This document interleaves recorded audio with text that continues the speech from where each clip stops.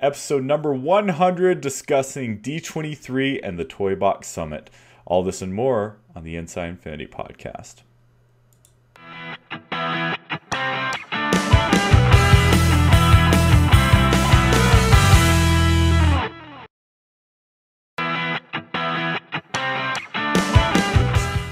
What's up, everyone? It's Will with the Inside Infinity podcast. That's right, the infamous 100th episode. Or if you're counting at home, it's actually like 111th. But you know what? We're tired of stopping the count, so this is it. The 100th episode. 100th episode excitement celebration. Jason's in the chat. Will engineered so I would not be on the 100th because secretly he wants me gone. Jason's on the show, is he not? Oh, actually, yeah, Jason, what are you talking about? You're included on the show. Hi, Jason. Hi, Jason. Hi. How's it going? Good. Louder. Oh my gosh. How's the weather in Australia, Jason? It was amazing, Jason. We were so surprised that you were able to join us. You and so many of your twins. Yeah, I was really surprised too.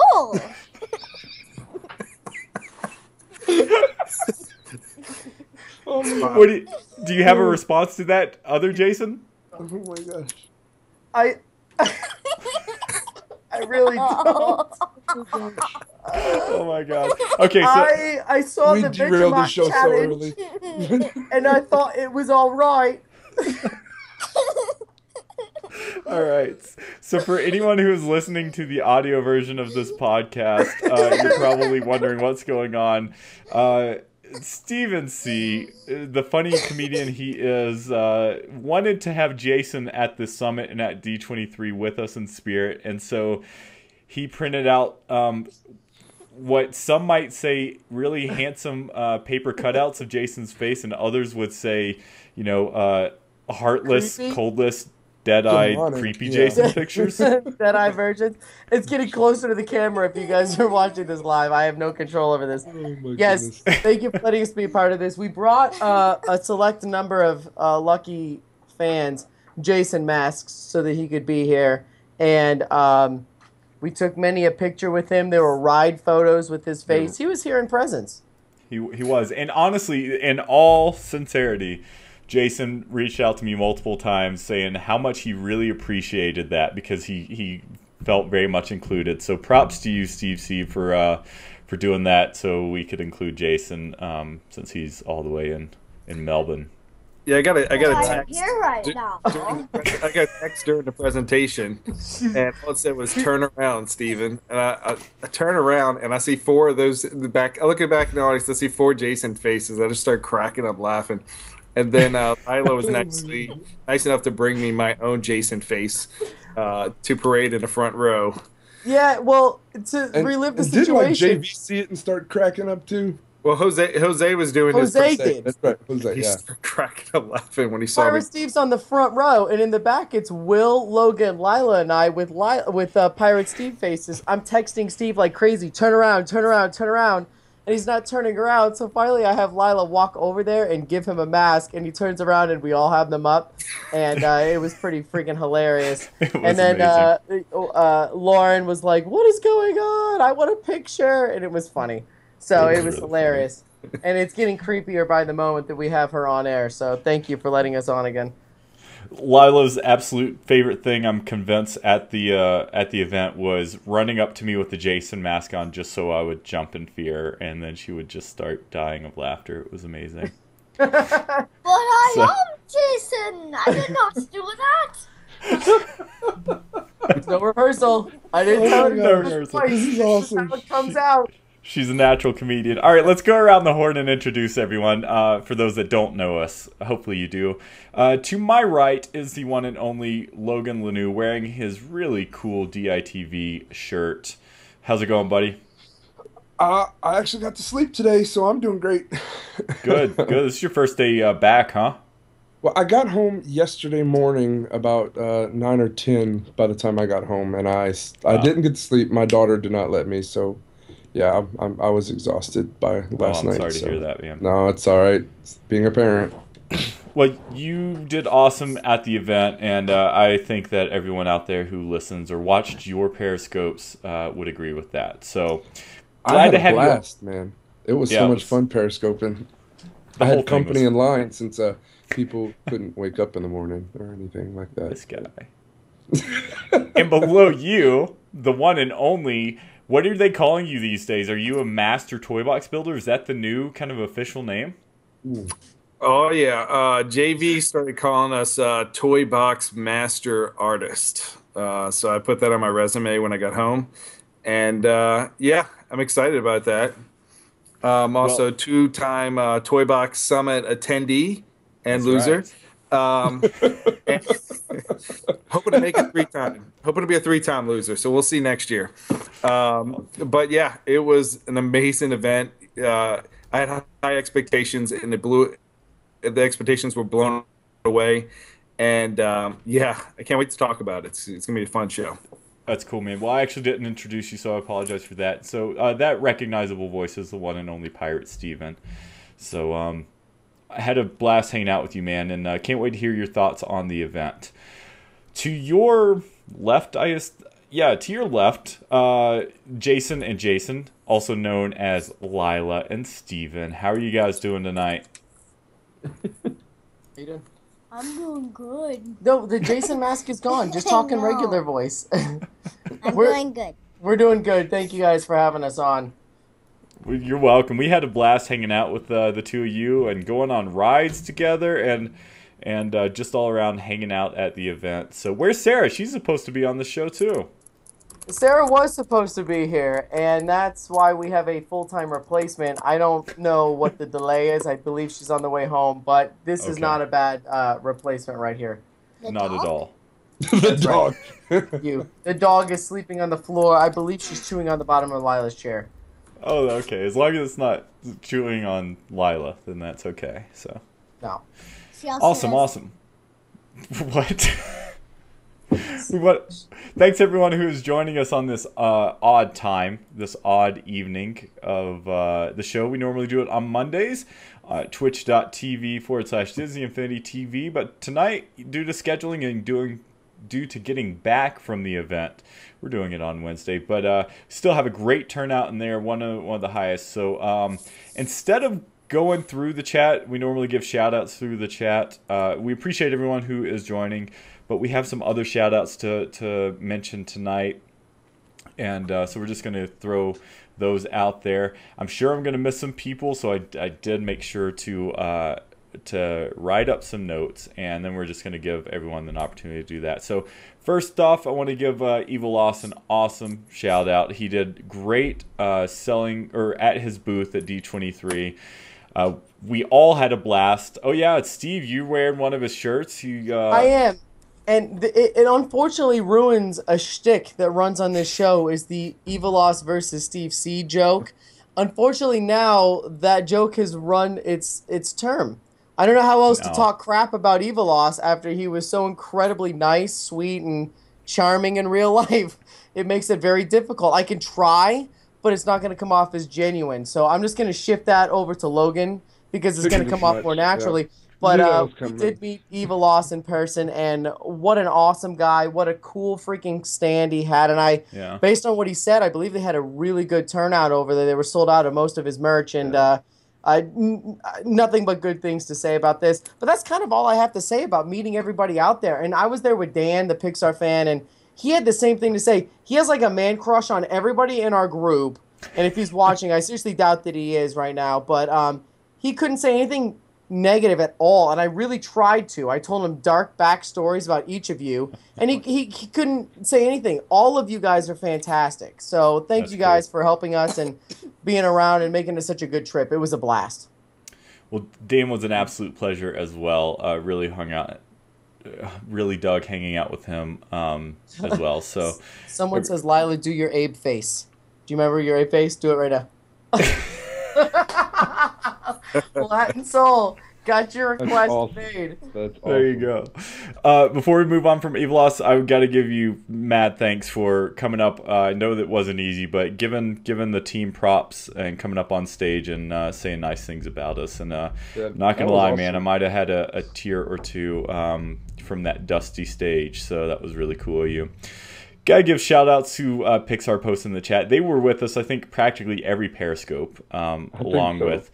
Let's see, we had Jay in there, we had Justin, we had James, we had Full of Gunk, yeah.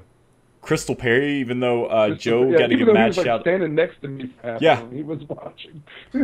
Mad shout out to Joe. He donated a figure, which was Pirate and I had a mission for a special figure out there to give to one of the listeners, and out the gate, Joe hooked us up with something cool there.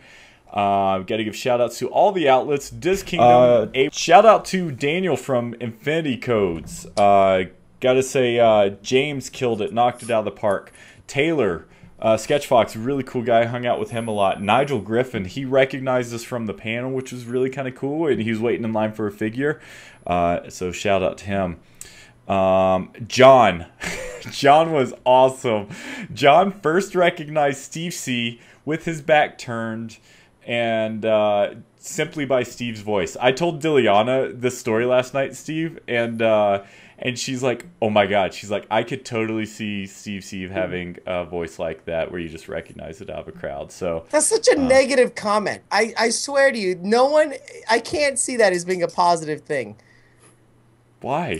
Recognize you from the backside. You have such a distinctive, annoying voice. I could hear you across from the Disney store. Someone's whining. Must be Steve C. Yep. Shut up. It's a compliment. Agrees. Just go with it. Hey, thanks for... I could hear you all the way from across the store. All right, see, that's what Lila's saying. Even your daughter. Steven at the Infinity booth came up, said hello. Scott Putz is a longtime listener. It's really cool. Shout out to Matt Henderson. Right, saw him in the crowd. And then this was hilarious, you guys. The happiest podcast on earth is a guy who does a Disney podcast. Yeah.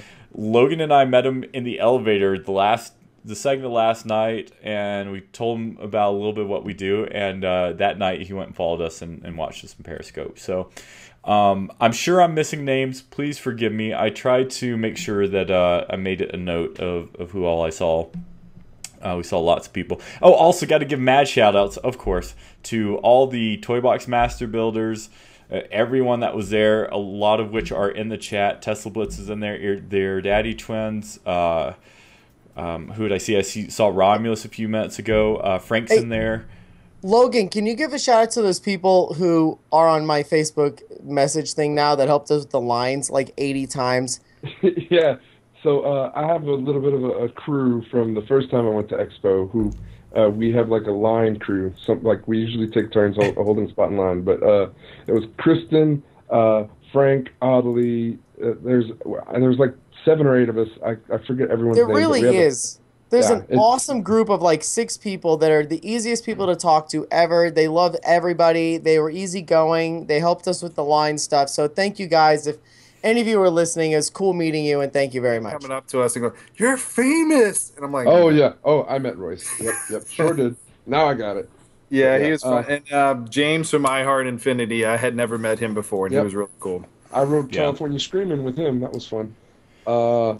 I have to personally give a shout out to one of our Disney Infinity contacts, Shelby. She really hooked me up and got me in a lot of places where I need not be. But if without her, I would have been in line literally all day, every day. So that was awesome, and I appreciated it. Cool. Yeah, got to give a few final shouts here as well on my end. Allison, it was awesome. She had a group interview with us, and she did amazing at the event. Tyler, who's in the chat with us, it was awesome finally me personally meeting him in person. I assume you guys feel the same way. And then also our friends, the Toy Box Mentors,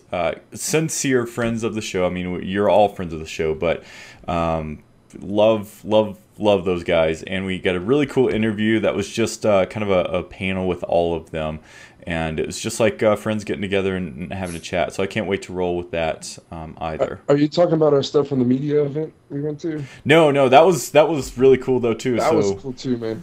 I thought it was so neat. We went to a media event. What was it? The Saturday night, I think it was, because it was the night before the big Disney Infinity panel. And I thought it was so neat. We had like national gaming magazines and Cornop and a lot of other gaming companies that are, and even newspapers that are much bigger than us. And I thought it was so funny that you and I were sitting on two consoles playing in the toy box, kind of by ourselves, and everyone was playing everywhere else, and the entire community team was with us. They were. Yeah. It was almost like they were ignoring a lot of the other big productions and stuff like that. And I thought it was amazing that they decided to hang out with two guys who were just fans of the game, and it was really awesome, and it meant a lot to me. So, yeah. It was cool. You mentioned one more. Shout out to Rob, CoinOp TV. It was nice seeing him. And Brandon from VideoGameTrailers.com, who we're actually trying to have on the show really soon. So be on the lookout for that. I apologize if I'm missing anyone. But Pirate, Steve C., Logan, you guys have any other specifics? Anyone I forgot to mention? Everyone who watched us, tuned in, who was giving support to Pirate while he was there, who was throwing out shouts to Steve C., Logan, watching our Periscopes, everyone, we appreciate. You were all really with us there in spirit, and the love we felt throughout the entire thing. And that's something I actually want to touch on in a few moments anyway. It was just absolutely amazing. Another shout. We have to shout out to everyone who actually tried Vegemite. That was amazing. I had a blast doing that. Everyone who literally tried it. Thank you so much. I know Emily, Tyler, and a bunch of other fans. We had a blast doing that, and that was amazing. Matt Sully for bringing the Vegemite all the way from Australia for us. Shout everyone who was involved. That was awesome. Yeah. Yeah. Cool. So don't hate us. But if your name wasn't mentioned, we got love for you as well. So. Gentlemen, let's go ahead and get things started with, let's talk about things, right? Let's get into the meat of why everyone's here. So the Team Jelly Rant Fest was on Monday, normal show time, and this is the positive podcast. This is the one where we're gonna actually just talk about how much fun we had and the good times, and not to discount anything that they were saying. I'm sure our perspectives are gonna be slightly different since we were in attendance and they were not. But yeah. So Pirate, I'm gonna throw it your way. Go ahead and start things off since. So the first part of the summit, you and I were there. Unfortunately, Logan and Steve weren't. So why don't you just go ahead and take us through those first couple hours, first couple days. If you see me looking down a lot, I'm just reading a bunch of notes in the schedule just so I don't forget anything, because I feel like I got whacked in the head by a mallet from that all-night build session the other day. So first of all, Disney Infinity treats its fans and its master builders pretty damn well. They put us in the Grand Californian Hotel for the 3 nights of the summit. One of the nights we didn't actually sleep there because we were all sleeping at Disney California Adventures, but it was still nice to have that hotel to go back to just to get ready before our presentation day. But so we checked into the hotel on Tuesday, and then at 1 p.m. we all went to Stage 17 at Disney California Adventures. That is right between the Monsters Inc. ride and the Frozen sing-along where Muppets used to be. Right by Mad Tea Party, yeah. Yeah, right by where Mad Tea Party's all set up. So we went over there and we tried out the game for about 2 hours. It's also where we found out this year is a little different than last year. Instead of building it individually, we were split up into teams. So we found out who our team mentor was and our building team. So that was really cool. And it was our first hands-on in the game. And also during this whole week, we had cameras in it's kind of like the real world. It was like a reality TV show. The cameras in our face the whole time. So we were building. And people were mic'd and stuff, right? People were mic'd for hours. There were GoPros at every freaking console. It seemed like they were just recording everything. It was amazing. Yeah, they would come up to me on building, and I wasn't doing anything exciting, and I felt like I was put on and do a show when they had the camera on me. So. started putting things down and try to make it a little bit more interesting. But they were in your face when we were eating like ribs later on. So hopefully that shot makes it somewhere, because I made sure to get it all over his face. So after that, we all went back to our hotel to freshen up. And we also got we got like a pixie dust magic moment type experience, one that everybody doesn't get to experience, and that is we had a private tour of Walt Disney's apartment above the fire station on Main Street, and that was just a breathtaking experience. That I've never done it before. Will, you got to do it as well. What did you think? It was a literal bucket list item for me. It's something I've always wanted to do, and it exceeded expectations. So I feel bad. I don't want to make anyone jealous, but it was amazing. Hashtag Team Jelly. Yeah. Say you're a part of it. There you go. For a second. So then after that, everybody went and rode Big Thunder Mountain because our next spot on our tour was the Big Thunder Ranch, where there was a big, like I said, barbecue buffet with ribs and chicken and all that in the back area behind Big Thunder Mountain. There was Mickey and Minnie there for pictures. They had the entertainment that's usually going on that stage, and it was a great time. Everybody got those new the night parade ears and paintbrushes, which were really cool. And Will has demonstrated them right now. Put them on, Will. There you go. Wasn't Will It's hard to wearing them in the podcast with them airport? on. Yeah, he flew home wearing those Put it on your nose things. like that. Oh yeah, They're not easy to wear, A, on top of podcasting headphones, and B, to pack in a suitcase. So I wore them. No. They look good. You keep Yep, keep keep it there doing for the that. rest of the show. You don't look like a Just compressing giant. my No, head. keep going. You're fine. Ladies and gentlemen, Dead Mouse. we got to go to. Giant dead mouse.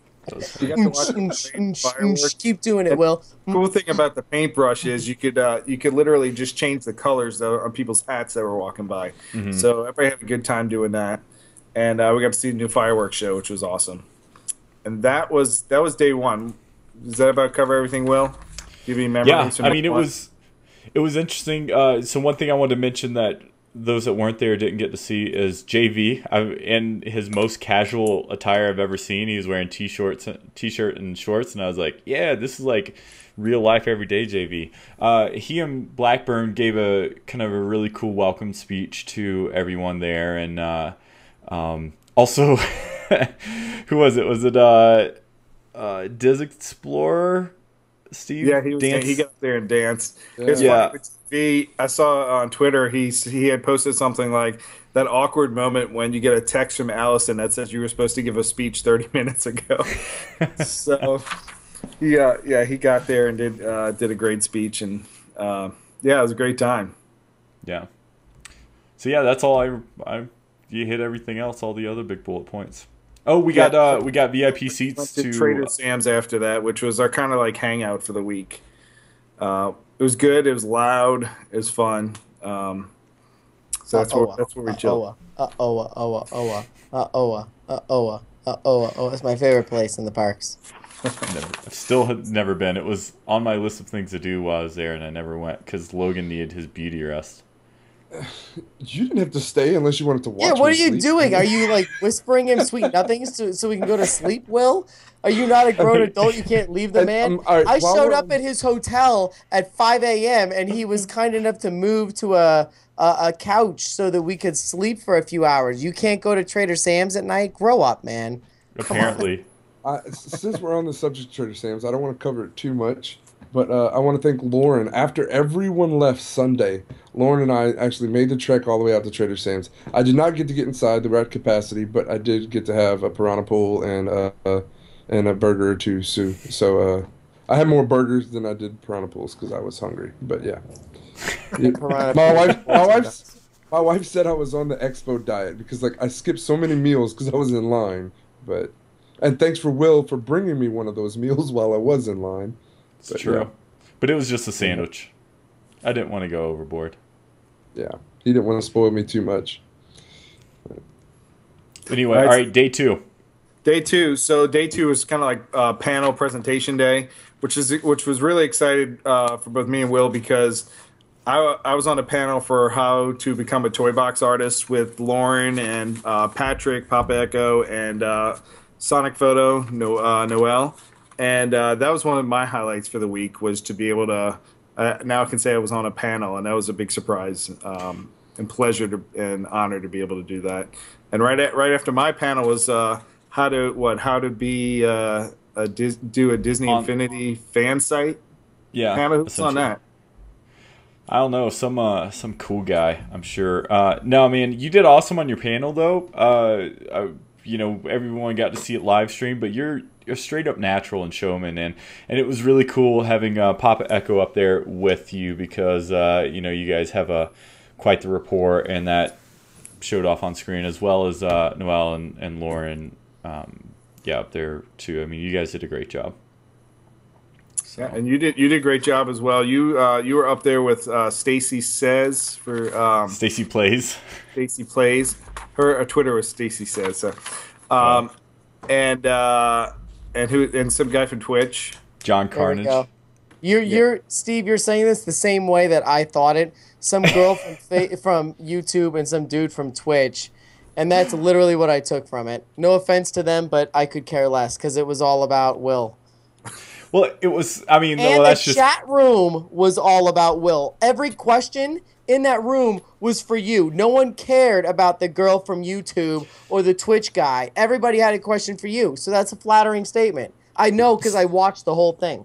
And I submitted like a bunch of legitimate questions that they didn't take into consideration. I kept waiting for them. I kept waiting for those online questions that people are recognized. And I know at least one was there. No, it was funny. So I can say this now because you all listen to the show and know us, and I feel like I can be honest with you. But it was a really weird feeling, because sitting up there, and I'm going to refer to myself as me, but referring to the team's presence on that panel.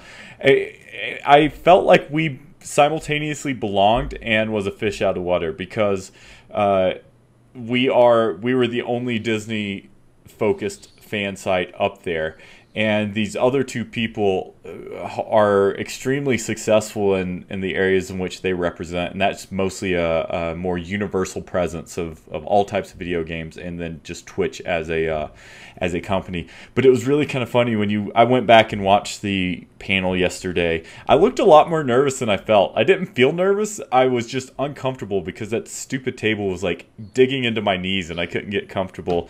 Luckily, Steve C. Because of that table, we got to see your socks, and that's what I took away from everything. Is you and I have the same pair of socks, so I can't gig you on that one. Yeah, it's true. And Tyler's making a great point. Stacy Plays, absolutely. She does Disney Infinity stuff on her channel, and so not to discount them as far as their presence on Disney Infinity. No. It's not like Stacy Plays sounded like a 1.0 version of me. She kept on saying, like, I built a toy box with a tree. Watch me. And I was like, ha! Even you guys don't give me that hard of a time. I at least know how to build some sort of a logic key that makes bad guys pop up. Come on. So I guess the question is Steve C., do you have a spark generator that you've created? No, I don't know how to build that. Give me a break. It's like the simplest thing. That's what I was just asking. Spark generator? That's way above my head. I'm still trying to finish cars.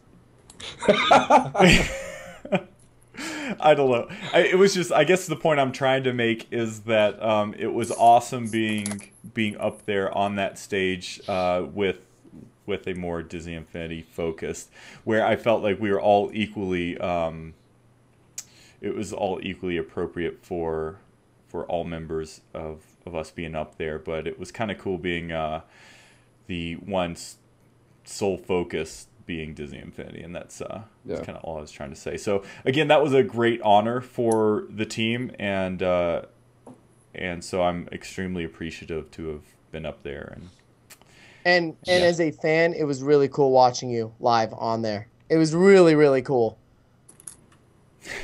Thanks, buddy. It really was. Why do you guys all do that look?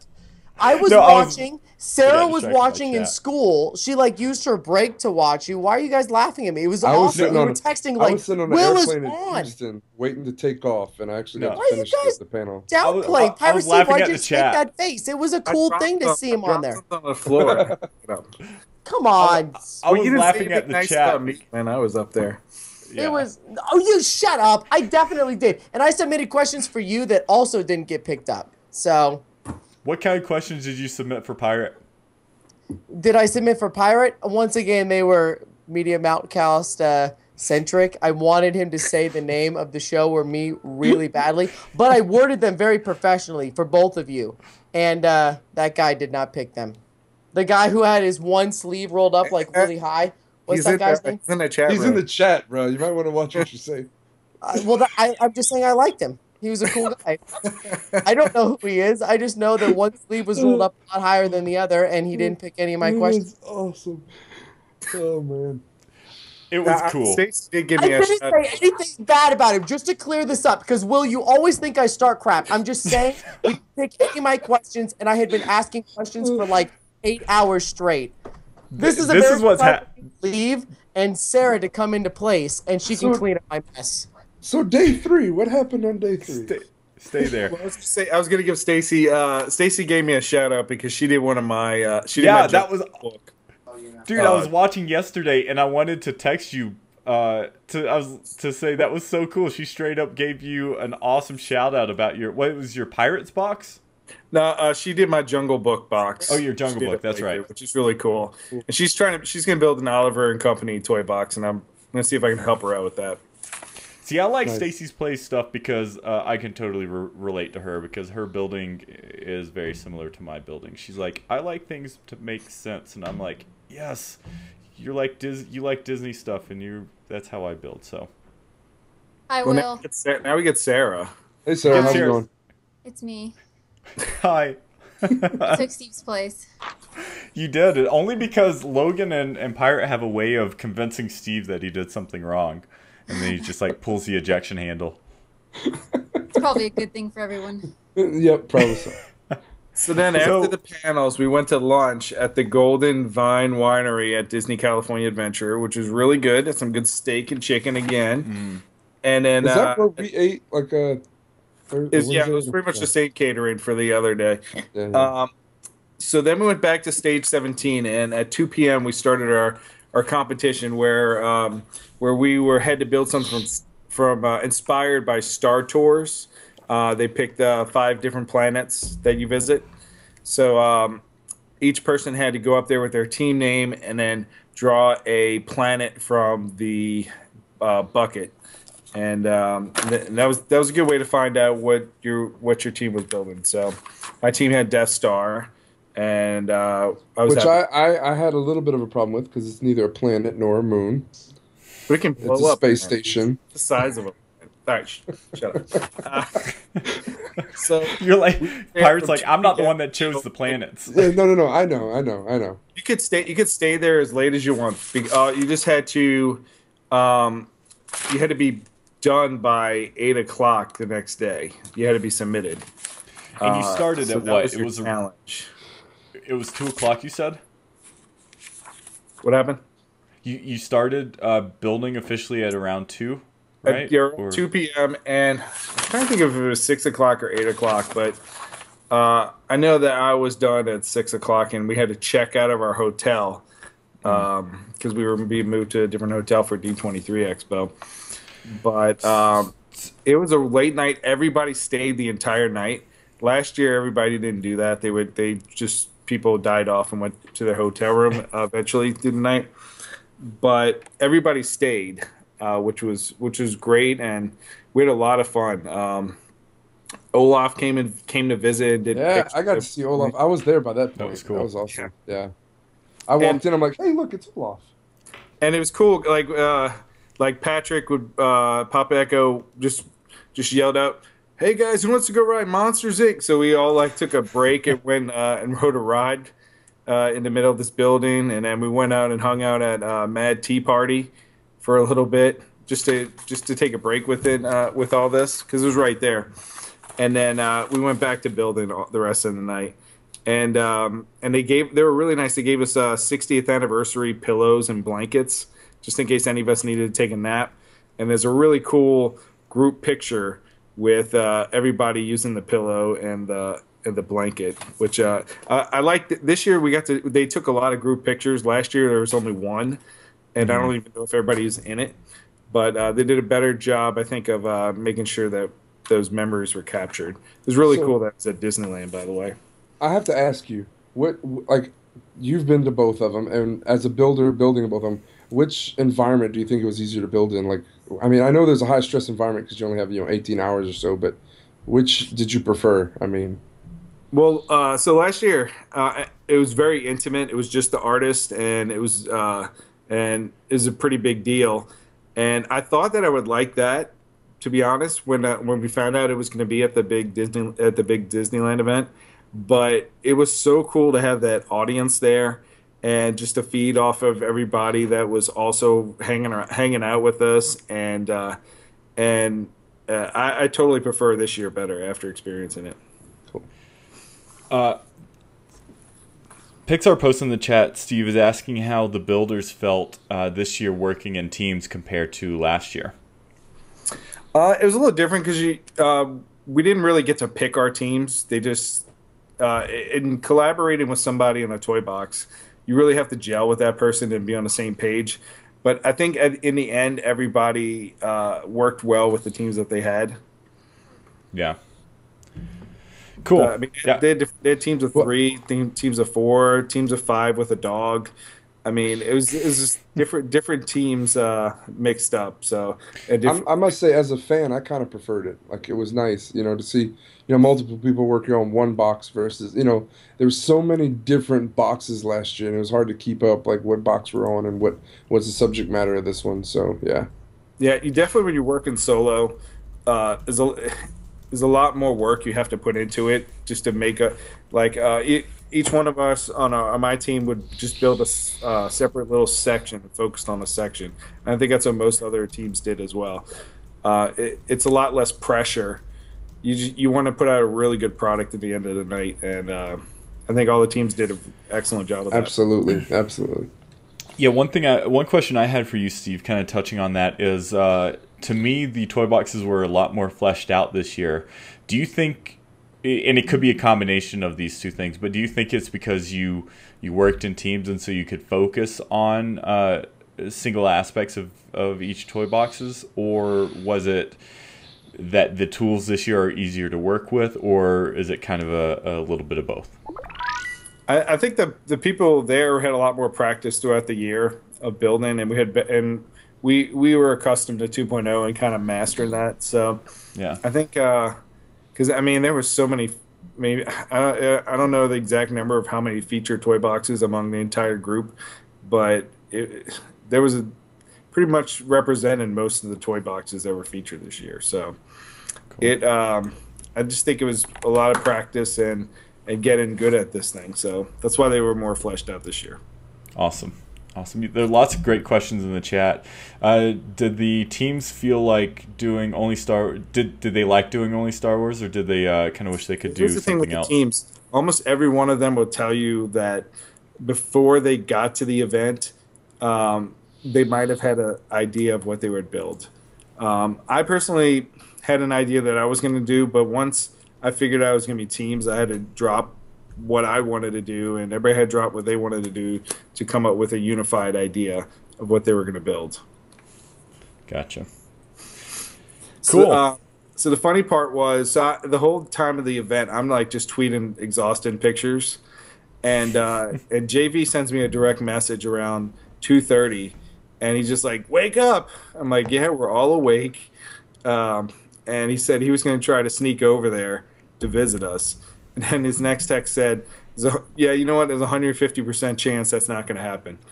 So 10 minutes or 15 minutes later, he shows up, and he's with his phone, and he starts periscoping for like an hour-long session, which was extremely hilarious because we're trying to build, and he's got his camera in our face, and what are you doing? And it was just a surreal moment of him just hanging out with us, and That's cool. and just hilarious. I know he punched me in my arm because he said he owed me that for the deep bench. He goes, Deep "For bench, deep bench, toy bro." box. Yeah. So that was a good moment. And he just went around the whole group, and then he made us all get on stage to do karaoke at one point. We're all like, "Yeah." He goes, "Get on stage." And we're like, "Yeah, we're building. We only have a couple hours left." And he's like, "No, do it now." So we all dropped what we were doing and got on stage, and Jose and Patrick sang a rendition of "Do You Want to Build a Toy Box?" So I don't know if this Periscope is out there anywhere, if he archived it, but if it is, it's definitely worth searching out. Yeah, I watched some of that. I think the highlight was you doing the Running Man, right on the Periscope. Did I do that? I don't even Yeah, remember. do you not remember? It was 3 a.m. The Running Man? He had it on like Lauren, and all of a sudden he starts sliding the camera over, and then there's just you doing the Running Man like this. That's awesome. Oh, I don't remember. After the aftermath of this Periscope, apparently lit up social media, and Lim was going nuts, having fun with this. And that woke me up at like 4 in the morning, and my body was thinking it was 6 in the morning because I'm Central Time Zone. And I was up wide awake. So not even 20 minutes later, I'm out the door and I'm periscoping, just walking to Disneyland, doing nothing, and I ended up going to Denny's. That was by myself again, but. Yeah, I felt like half of this trip I was alone just periscoping, but yeah, I remember no one that. likes you. Yeah, pretty much. That's just how it goes. I'm a loner, man. It's just life. Well, and it's important to let people know this was something kind of special for. They kicked everyone else out unless you were a toy box master builder or a very not special, but only key people even from Disney Interactive were, I think, allowed to stay there. So this was kind of special. Spend the night in the Disney park. Yeah, so everybody just kept building until around 6, and then a couple of people headed out, and then others stayed till 8.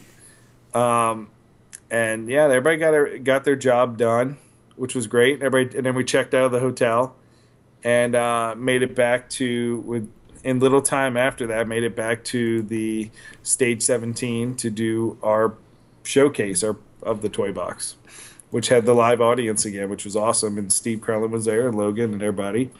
So we presented each of our toy boxes, and that was a good time. And you lost again at that moment.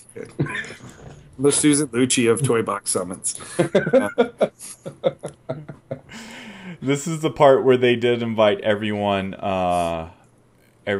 to, like, the audience, so the public essentially, to the toy box. Right? Yes. To the Toy Box Summit, I mean, sorry. Yeah, and it was great. Trying to think of, so they had a couple of judges, and they did they picked the winner, and it was Team Order 66. They did an awesome Hothboard toy box, and that was our daddy and F. Daniel X and Tesla Blitz, who I think is in the chat with our daddy. So they won, and they got a Saga pack, which is the PlayStation pack that has the starter pack and Boba Fett and the Empire playset. So awesome. It was great to get that, and everybody else won that pack as well. They also, in addition to that pack, get every figure at launch through the 3 teams that team that won, and then everybody got the Saga pack, and they handed it to us right there, and we carried it around. It was cool. Did that present any packing issues for you? Like I know it did some artists. Yeah, because I know the Saga pack is massive. Last year's mailed to us, so that was a little different. So this year we carried it out, and luckily I had brought my own like an empty suitcase because I knew I'd be getting stuff at D23.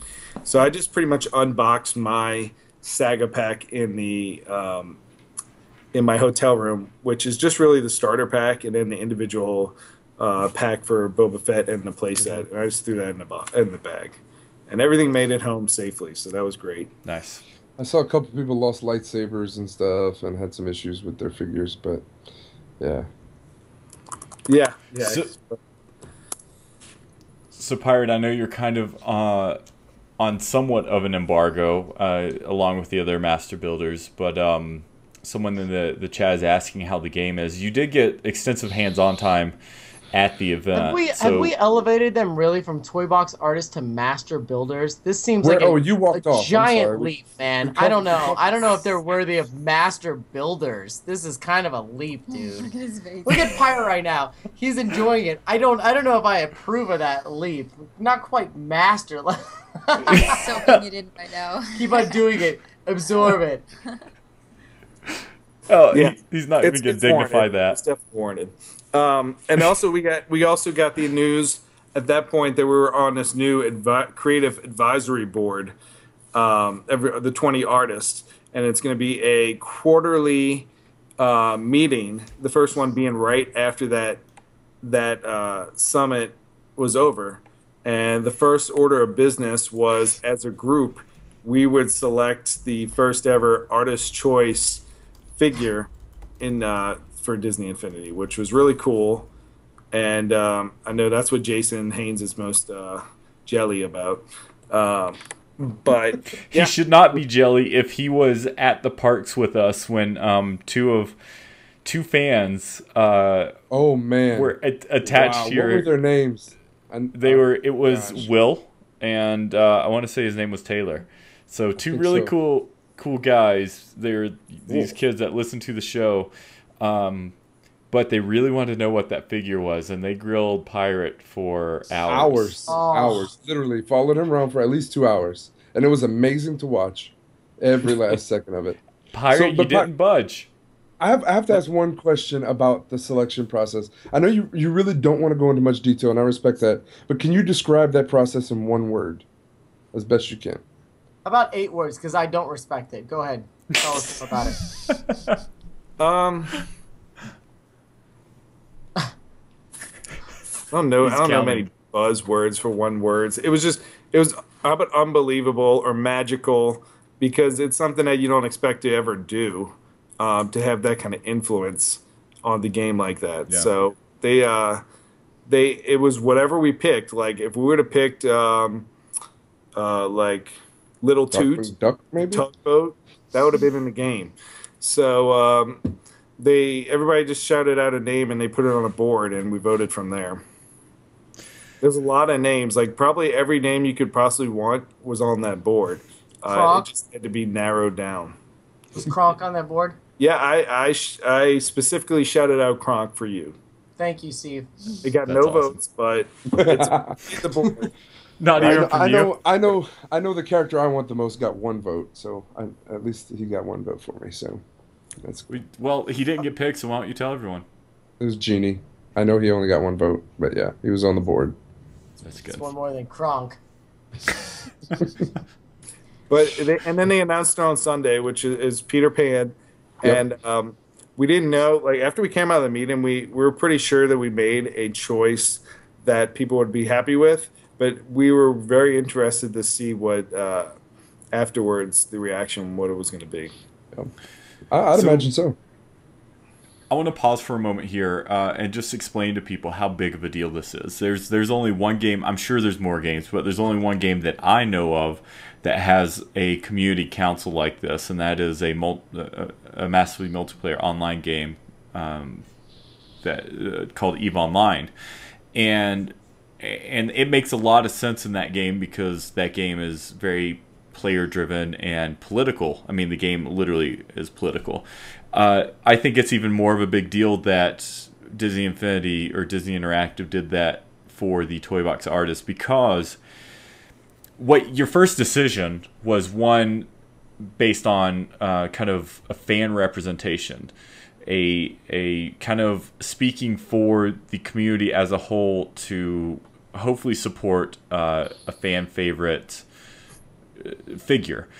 But my expectation, and Pirate, shed light on this if you have any, but my expectation is that the people that are invited to the summit are some of the best technical people that play this game. And so for you to be able to influence technical aspects of the game to improve the game overall, I think that's a huge opportunity, and that's something that really excites me. And I might be completely wrong in that, but that was kind of what I was most excited about this aspect of the council. Yeah, there's gonna be quarterly meetings. I don't know what the rest of the meetings are gonna be of, but I think every year at the summit they're gonna do the same thing where it was a selection process, and Peter Pan's gonna be in a special package that says Artist Choice on it. So that was a big deal to everybody there, and everybody took it really seriously. I mean, everybody has their favorite character that they were trying to get in a game. Hold on a second, I gotta stand up. Everybody has a favorite character. Look at that. He almost fell. In the game. But yeah, in the end, I feel like they picked a classic Disney character that will be a hot seller, and they will be excited that we picked that. That's cool. Were you worried? Was people in the room worried about the character that was chosen? Like that wasn't going to meet expectations? In the end, there was definitely people there that were thinking maybe the second choice or the third or the fourth would have been a good option. I'm not going to go into detail what those other were, but my guess is that they were all getting in the game eventually as well. But yeah, we didn't know, because this was kind of off the radar. I think even for Disney Interactive, I don't think Peter Pan was something they were expecting us to come out with in that meeting. But I believe they were happy with the choice as well. Awesome. Logan, you're about to ask something. So do you think it's like you have a 1-year term, like next summit is the new council, or like are they gonna let some people stay on, or what do you like? Just I know you're guessing here because this is the first time anything like this happened. Yes, it's like a new board every year, because it'd be hard to, I mean, I would love to be a member that always automatically gets in, but Right. I feel like that's something that's earned, and you have to really keep your status. Sure, I agree. Okay, cool. And Peter Pan's cool. I mean, he's a flyer. I usually play with just and especially build with a flyer because it's so easy to get around. Mm-hmm. So yeah, I see a lot of Neverland boxes coming with Tink and Peter. Just saying. Yeah, absolutely. People in the chat seem to like it. Jan Alam is saying Peter Pan's going to be great. Full of Gunk is saying Peter Pan was a perfect choice. Really, it was awesome. So even Peter Pan pick, Justin. I had never seen so many people come up to the Toy Box artists at D23 Expo, and they're like, and we would go, well, who do you want in the game? And so many of them said Peter Pan, and I had never heard that specifically before. So that's cool. I would love to be around them when it was announced to see the reaction. Awesome. Anything else on the summit before we kind of move past it? Because that kind of wraps up the events of the summit. Yeah, that's pretty much the summit. It's different because this year than last year because D23. I mean, last year summit was over. Everybody jumped on a plane and left pretty much after that. So everybody was emotionally tired and stressed, and they'd say goodbye and then leave. But it was such a great idea to have D23 there, and we had 3 extra days to chill and hang out with everybody than to just have to be exhaustedly telling people bye. See you next year. So as audience members, Logan and Steve, I want to hear your guys' thoughts on what you experienced, kind of being on the other side of that that last day. Everybody loves the pathway tool. That's what I learned. That and the hacking tool. Yeah, I saw that. Everyone was joking about that when I was watching it live. But I love that they made you guys do Star Wars themes, because I'm a huge Star Wars guy, so I'm glad it wasn't a pick your own theme kind of thing. So well, it's good promotion for the game too, right? Absolutely. Yeah, last year going into it, I knew I was doing a Marvel box. I was like, I'm gonna do a Marvel box, and Guardians of the Galaxy just came out. I'm totally gonna do Guardians of the Galaxy. I knew that I wanted to do something Dark Aster related, and then the Awesome Mix came to me and right before right before that. But yeah, I had a plan going into last summit. I did not have a plan going into this one. I totally remember your cassette tape on your toy box from last summer, and it was awesome. That was the coolest thing. Yeah, Well, it was and you totally. So one of the judges from last year came back this year, Agent M yeah. from Marvel. Really, really cool guy. But you definitely gave another Marvel nod this time. Was it one or two? I can't. I'm thinking group, but I can't remember what the other. It was funny because when I saw him there, like I might imagine him heard him say this, but I thought he said something like, "I'm going to give my vote to whoever has the most Marvel in their toy box." Now that might have been me just hearing that in my head, but I knew at that moment I wanted to throw some kind of Marvel in the finale scene. So I put like Hydra banners, and I had a little Groot next to the evil Emperor Jitus, and also her henchman, which was Howard the Duck. So I had a little Marvel flair in there because that's cool to mash up Marvel and Disney and Star Wars and such. Absolutely. Yeah. Steve, see any further thoughts on your experience of watching the summit? Can I give an honest thought in a Cliff Notes version, as Logan taught me? It went on too long. It did seem a little lengthy.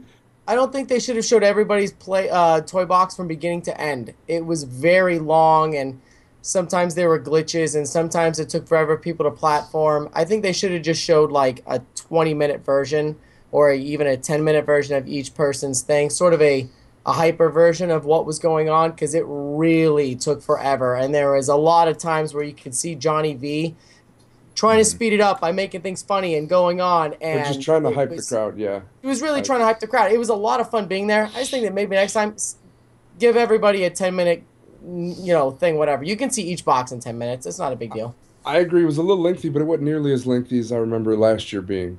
There were 20-some individual boxes, and everybody had to play through their entire thing, and it was just...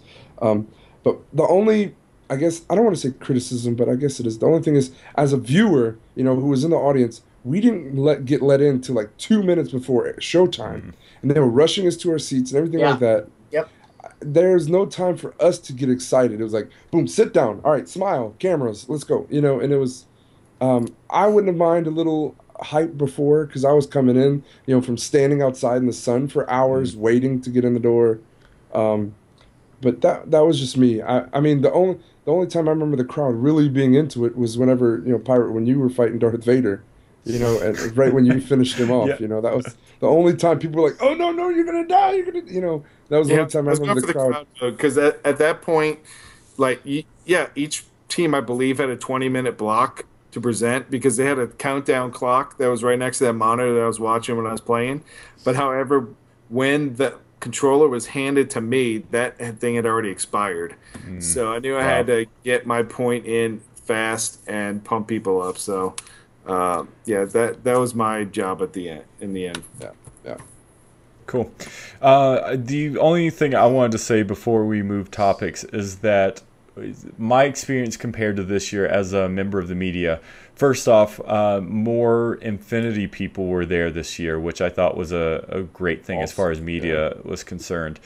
But the overall vibe of the event, in my opinion, was a lot more, from a media member, a lot more welcoming and communal. Everyone, whether it be Toy Box artist or community members, as far as like media goes, it felt just very like just a big love fest. I think part of that was that many of the artists, not all of them, but many of the artists is coming back and seeing people that they've met previously and have continued to develop a relationship over the last year. But also I feel like the community as a whole from last year has just become a lot more a cohesive, single supportive unit, which I found really welcoming and a breath of fresh air. Lastly, I felt like, although you guys just mentioned that they still need to kind of work on the timing aspect of, at the very least, the Toy Box presentations, I felt that the overall summit experience and presentation was a lot more professional and kind of figured out this time. I mean, it's the second year they've had. So yeah, that was the only thoughts I wanted to kind of leave with. It was much better and more positive from my perspective. Cool. All right, gentlemen. Well, let's go ahead and move on. Let's go to the expo. So if you want to actually hear D23 information that's not Infinity related, go check out the Media Meltdown Mousecast, which Steve C was a part of on Monday. So this is going to be focused on Disney Infinity specifically. Throughout the entire week, they had a pop-up shop.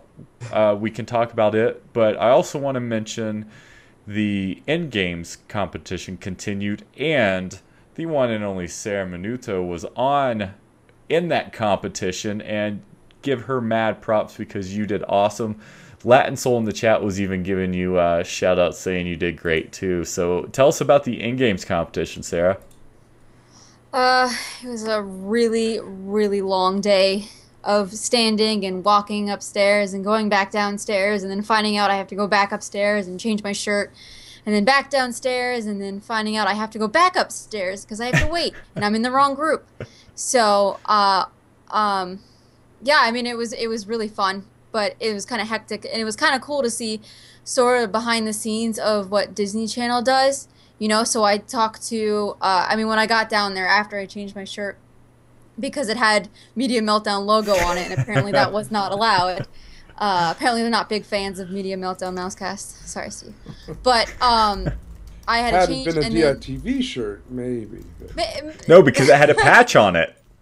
Yeah, that's true. It did have a Disney Infinity TV patch on it, so maybe that's why. But when I came back down after my shirt was changed, they stuck me, like everyone was already grouped, and they grouped people in 1, 2, and 3. So it was groups of 4. And they stuck me in, apparently I was in group 2, and I was like, okay. So then they were grouping everyone to be filmed so they could film the intro for it, and then the director grabbed me and stuck me up front, and I had no idea what was going on. So I'm just sitting there, and apparently I'm around all these extras that were hired, and I was talking to them, and they're like, yeah, you know, we got hired, and you know, our agent called and whatever, and I'm like, oh, that's cool. And then the 2 stars came out, and they were like touching distance, and it was really awkward. And I did giving you high fives. Evil loss. I did. Shut it. Hey, there comes the animosity back. I like it. I I'm off can't the deal hook. with too much evil loss trash talking. I don't So- know. Go ahead. I want Sarah to tell the high five story. Yeah, me too. Well, oh my gosh. You mean with the kid that Callum tried to... Worthy, who is Copper Top Flop, he's on the Austin and Alley. He's a tall redheaded kid, and he's pretty hilarious, honestly, on He this was really channel. nice, though. So they had 2 Disney Channel stars floating around the players the whole time. It was him and the other kid from The Descendants, Cameron Boyce. And when they were filming, they had a camera right in Sarah's face. Yeah, they put me in like pretty much the hot spot, They which means definitely which means they put me in that one spot so they could put the Callum Worthy, like yeah, here. right next to me, and he So was she's supposed to playing, and he's like cheering in her face, like, yeah, no, do it. That's yeah, exactly he's what it supposed to looked be like. cheering me on, and they got like one of the cosplay girls they grabbed and they put her there too, so Elsa. they could have like, you know, like a big surrounding thing, and they had the camera right here, and they're supposed to be filming him cheer me on, and then even if I don't do anything bad, they're supposed to go, ooh, you know, and the director goes, pretend she did something bad, and I like all 1, 2, 3, everyone goes, aw, and I'm like still running in the game, and it was really awkward, but yeah, at one point, he's like, you're doing really well. High five. And he puts his hand up. And I'm like, what? So I was like, okay, I guess I have time to quickly take my hand and high five him back. So I went for it. And he took, like, I grazed his hand because it was like a joke. And he took it away. And it, like, I guess I hit the button and I fell down a hole and I died. And he looked at me and he, like, no camera rolling. He goes, I am so sorry. And I was like... I don't know what to think. Like, it was insane. But, I mean, if anyone doesn't know, what's up? He cost you that game. Yep. Oh, yeah, I'm gonna blame him. So, Yep. I'm gonna pretend that it was that. No, but if anyone doesn't know that I royally messed up in the beginning because I was, like, not sure what was going on, and then it was all frazzled. But I did the other 2 areas, you know, fairly well that I got, what was it, 3rd? I got third. Yeah, I think you So got third, I mean that yeah. wasn't so bad. But yeah, that was. I mean, it Better was than what fun. Steve would have done. Third place, that's the second loser, right? You guys Lord. don't do that. Yeah. But People- he was acting like this the entire rest of the weekend. Which I knew feel was so gonna bad for happen Seth. too. That's why I was. That's honestly the only reason why I did not want to lose is because I know I would never ever hear the end of it. I This is the literally only told Lila I was happy she didn't get selected because it would have been horrible for her. And then you told Lila not to ever compete in sports or anything else that mattered in life. You were like, Lila, Yeah. just be a turd your whole life and don't accomplish No, anything. you had my favorite line. You're like, or else you're gonna need a therapist. Yes, she will need a therapist. So, Sarah, people are asking what you did in the INGames, the actual competition part of it. So it was three areas. So the first one was where you had to grab a citizen and then cross the bridge that has giant octopus arms that claw down like this and like I holes. think people are playing this board next week. Oh, so do we not want to same spill the one? beans? Maybe, okay, should I not? There's no way they're playing the same one. They changed it up before, Steve. Are you telling me that they're playing the same one next week? They might be. No way. Well, There's no so- way they're playing the same one. Really? Well, I they think get so. the same. Like when you get an email, they tell you exactly what you're supposed to do. Oh, okay. Oh. So, I mean, my email said, Area 1, take the citizens and then put them in the little portals. So, I mean, and then Area 2, you're supposed to Yeah. shoot all the targets. I And guess then- you could give a Cliff Notes version Just then, I like guess, I'll do- without spoiling it in case they were. But I mean, I'll say exactly what the email said. You're supposed to Yeah, shoot just the read off that email. Yeah, you go on the Millennium Falcon. It's on autopilot, and you are the shooter, and you shoot the little bubbles. And then Area 3 was you fight Omni droids and climb the volcano, and hit the self-destruct button. You climbed that volcano and hit that button pretty fast. That was Dude, good. I'm telling you. Yeah, because climb means step on a platform. I'm telling you, watching her, Pirate and Will were next to me the entire time, and they saw my frustration. She lost 58 seconds off of it at the very beginning because she didn't realize what was going on. I honestly thought that maybe she had climbed through that because of how quickly she beat those Omni droids. She made those Omni droids her...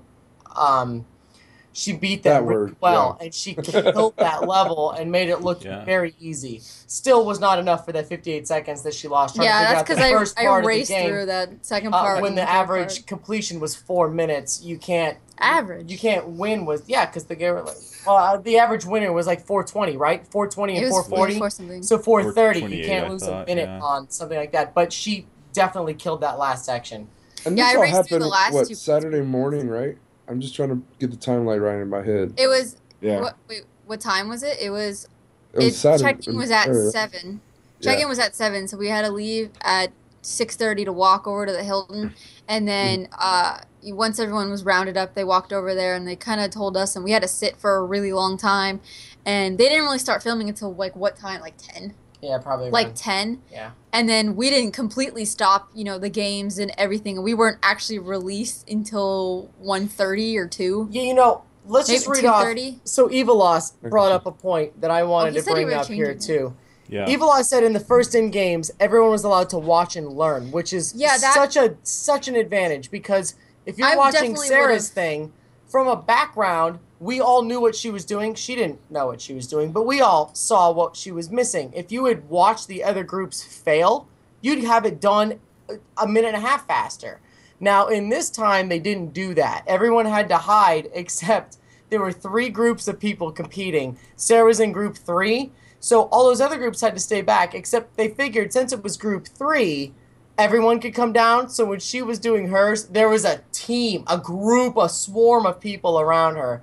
So the pressure was definitely on. Evilos, it was definitely different than that. They were not allowed to see. If Sarah saw that the townspeople were right behind where she started, she, I hope, would have figured it out much quicker. I would have. And Pirate Steve's only laughing at my sarcasm here. But she would have figured it out and it would have been much better. So, no, they definitely fixed that. So Yeah, well, I mean, I think I was just in like when you count down 3, 2, 1, I was already like thinking my instincts because they face you towards the bridge, and my instinct was go across the bridge. And you don't see the little people running around, so instantly just ran across the bridge, and then I realized the people are not across the bridge. They're not anywhere. And then I was like, oh crap. And at that point I was like, it's over. So that's when I just kept dying over and over again, and then Callum Worthy messed me up. So I fived you. It was funny because I even thought the box was bugged at first because I'm like, where are these artists? that's exactly what I thought. I'm like, nobody's here. And then I went Yeah. across, and then I see like a few of them scattered. And another thing that really slowed me down was if you walk up to them, because they're really fast runners in 3.0 apparently, you walk up to them and you hit square to grab them, he uses the force and does the push. It doesn't push them because it's townspeople, but every time I got close enough to grab one, it would just go force, force, and it would not let me grab them. And that's where I was about to put the controller down and be like, that's fine. But I mean, I just kept, every time I used that force, I just got a little more mad each time. But I mean, I guess I didn't do that terrible, right, Steve? And cosplay also was there telling you to let it go, and doing her hand motions. Like they go, do the hand motion, do the hand motion. I didn't see that. I don't know. You did. I was awesome. in the animation panel, so I didn't see any of this. So I'm listening to this. No, you weren't, like 'cause everybody I else. was- I was in the animation. I'm sorry, live action panel. Oh. I was in the live action panel while you guys were doing this, so I'm literally listening to this for the first time, like the chat. So You just saw the Pixar post since they're asking. I'm not interjecting. I'm just answering a question. What was the prize if you had one? Oh, so the number one winner after you did the sudden death round would get. I mean, it's sort of like the next round you play on the cruise against the person that won at Comic-Con, I guess. Right? Is that how it works? and You then the play one against- who's gonna win in Florida, right? Yeah, you verse the other guy that won on the Disney cruise. So basically, your prize is the cruise. I don't even know what you win if you beat him there. I think you just win the fact that you're on the cruise. I don't know either. So I mean, all of us got stuff though, anyways. Evilo says if you win on the cruise, you get every character ever made. So you get like the whole collection. That's And crazy. then we can eBay them all because we already have all of them. Yeah. Hey, we didn't get to the eBay part yet. Yeah, And that's later. And on that note, let's go ahead and move there. Props to you, Sarah. You did great. Good segue. Before we That get was to a that good good segue. point, Nice job. what's your favorite thing that you bought at D23? Yeah. That's fun. Who goes That's a good first? Hey, real Logan, quick. you go first. You guys- I have hold mine on. right here. Are we talking about that? Hold on, Will. We were doing shout-outs earlier, and let me say this. During the INGames, we were talking with this couple that was there. I'm not taking Sarah's airtime. I'm telling a story. This was the picture that we took right after the summit. Yeah. Do you see this character right here? Hold on. Yeah, I'm focusing. They can see Okay. this guy right there. I don't know that guy. I don't know who he is. I don't know any of these people pretty much. But they're all cool. They're all part of the community. I just don't know them by name. So in the INGames, his fiance is playing, and so we start talking. He's like, "Oh yeah, you guys were at the INGames." We're like, "Yeah." And he's like, "Cool." I'm like, "What's your name?" He's like, "Dude, I took a picture with you." I'm like, "Seriously, who are you?" So I don't know who that is, but he was there, and his fiance played, and she got the same fate that Sarah did. So if you guys know who that is, he was a think really it's Parker. cool guy. Yeah, he talked to me for a while, and then he's like, Is "Yeah, it- I know is it Steve," and I Parker? was like, "What?" Yeah, I just don't know who that was, but I don't remember his he was name. a really cool guy, and his fiance played as well. And it was funny And he had a because cool shirt. he was like, "I took a picture with you." So then yesterday I pulled out all our photos. I'm like, "You're right, there he is. That's the dude." So That's awesome.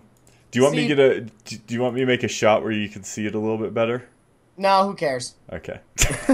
Yeah, Hey, Steve, here's my favorite thing. I bought this from D23 through what's his name? Can you plug him? I don't know his name. James Silvani. Slavani. I always butcher his name.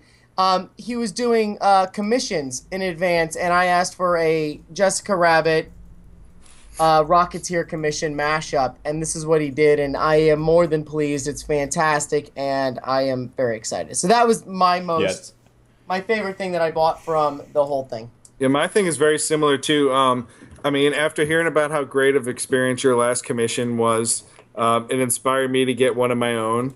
So that same artist made.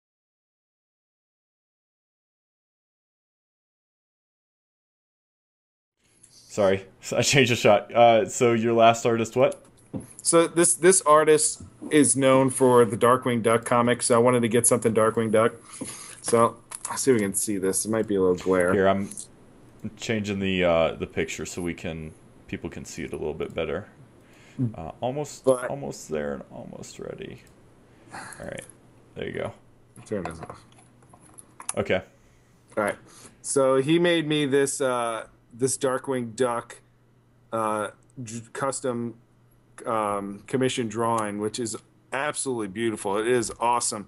And the little mashup that I made with this one is, I told him I wanted something Darkwing Duck and Disney Infinity. So you can barely see it here, but Cracker Jack is dangling a Mabel Disney Infinity figure and an Olaf Disney Infinity figure, because that's like the two that have been like dangling in front of getting Darkwing Duck in the game. So I thought that was awesome, and I love this, and I can't wait to get it framed. It's commissioned drawings are awesome. That's awesome. Yeah. I love the theme with that too. Like it's so cool. You did a great job with your loose instructions. Absolutely. I love the stories that it will spur later, right, Steve and Will? Look at Logan just laughing in the background. I don't get Remember, we were Logan's talking about your picture and forget What it. did Logan get? So actually, the favorite thing I purchased at D23 has not arrived yet. It's not going to arrive for probably another month and a half. There was a booth where you could scan your face and make yourself into either an Iron Man, Mickey Mouse Club, or Stormtrooper. So I made myself a Stormtrooper figure. But I figured I got to show you something I bought, because I bought a lot of artwork as well. Hanging around with these guys, you can't not buy art. So I got an Eric Goldberg sketch of Genie Goes to D23. It's probably the favorite thing I've purchased for myself. I purchased a lot for other people, really, but I can't not show this. The favorite thing I got for free while Sarah was competing, I went to the live action panel, and I have a Star Wars Force Awakens poster. And this is not, just like something we're going to talk about later, not going to be sold anywhere. It's in very high demand, and people are complaining they don't have it. So, yeah, I'm really happy with this. I think the internet karma was biting you there, because you got all pixelated as soon as you showed that thing. That's true. Yeah. Drew Streisand. It will stay Still here for the blurry. rest of the I show. love it. I don't care. It's staying here all show long now. Nope. I will peek behind it when need be, but it's going to stay here. I love this. That's funny. These people can look it up. They know what it looks like. It's I amazing. know what it looks like. Yeah. So, yeah, cool. I got a couple things, but I don't need to show it on camera, even though Pixar Post is digging it. I got some artwork. I don't even know if they're exclusive. I just think they're really cool. I got a Haunted Mansion and Space Mountain piece of artwork that I dig. So, Yeah.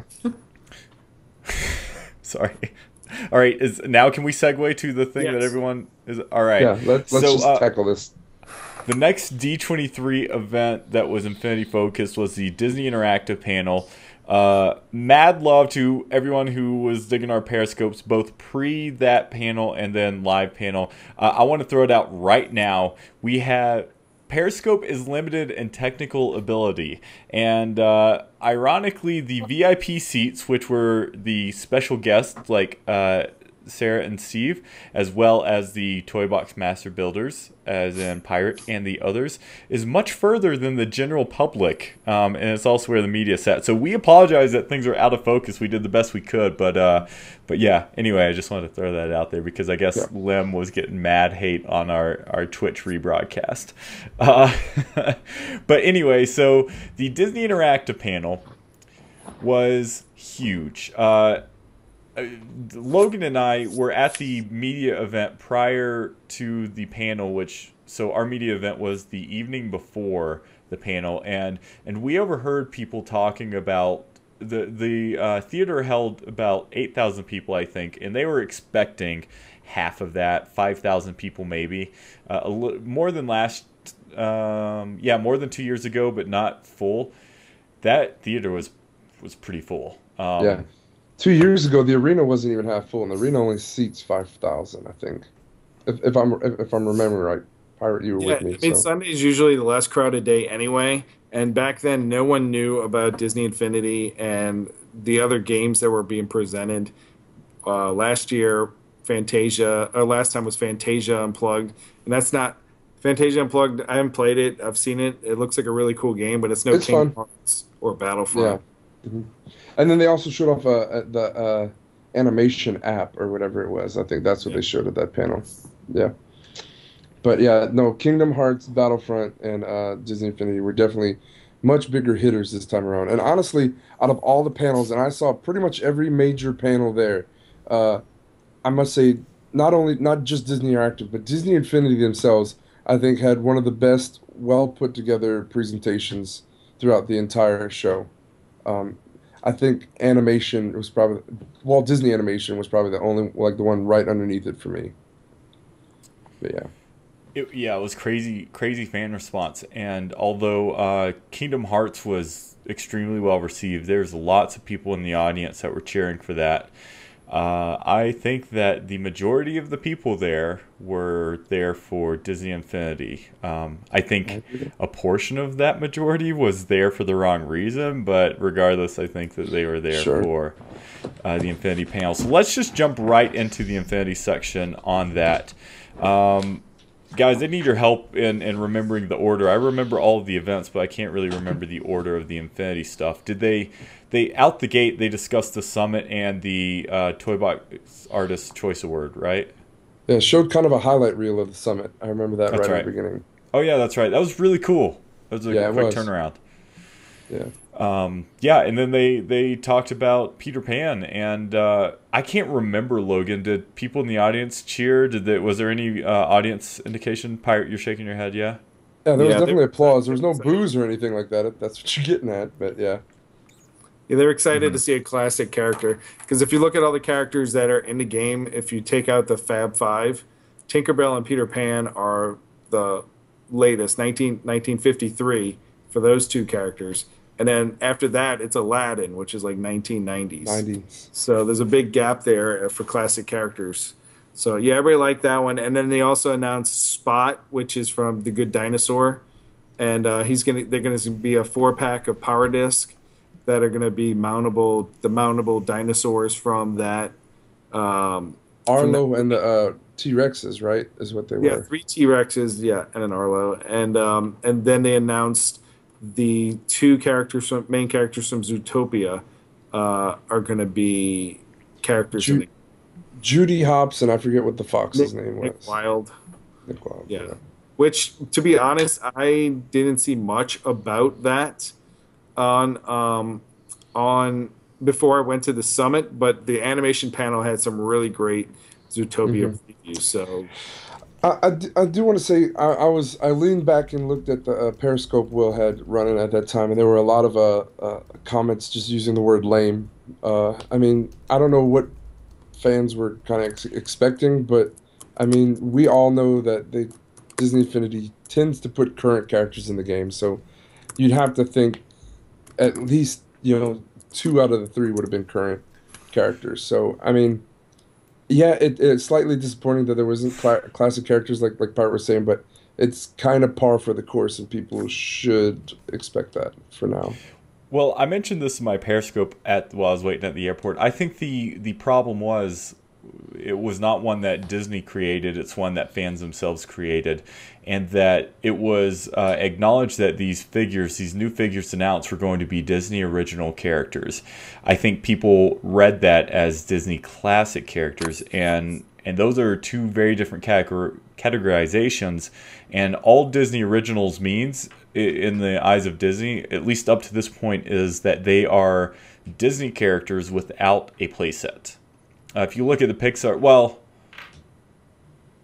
I don't know, is Pixar originals or not? I think they're considered originals. I think they are. In the game, yeah, they are. in the I know game's Inside eyes, Out yeah. is.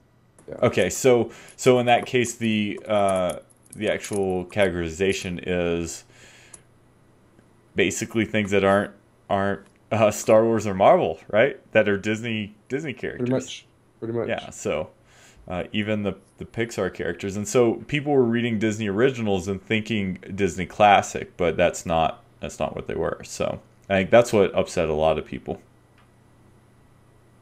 King Loop is saying they dropped the Disney originals branding. What is it now? I don't know. Don't. I'm grabbing my Mickey so I can see what the. Yeah. Doesn't Inside Out have originals on it or something like that? Because I think I grabbed one out of the bag and it said originals on it. No, I don't have any of my packaging nearby where I can reach. Yeah, there's no branding. It's just Disney Mickey Mouse. Whereas, oh crap. Language. Oh yeah, that's what it is. Sorry. As opportunity for you guys to talk bad about me. So if you look here, let me change it to my camera.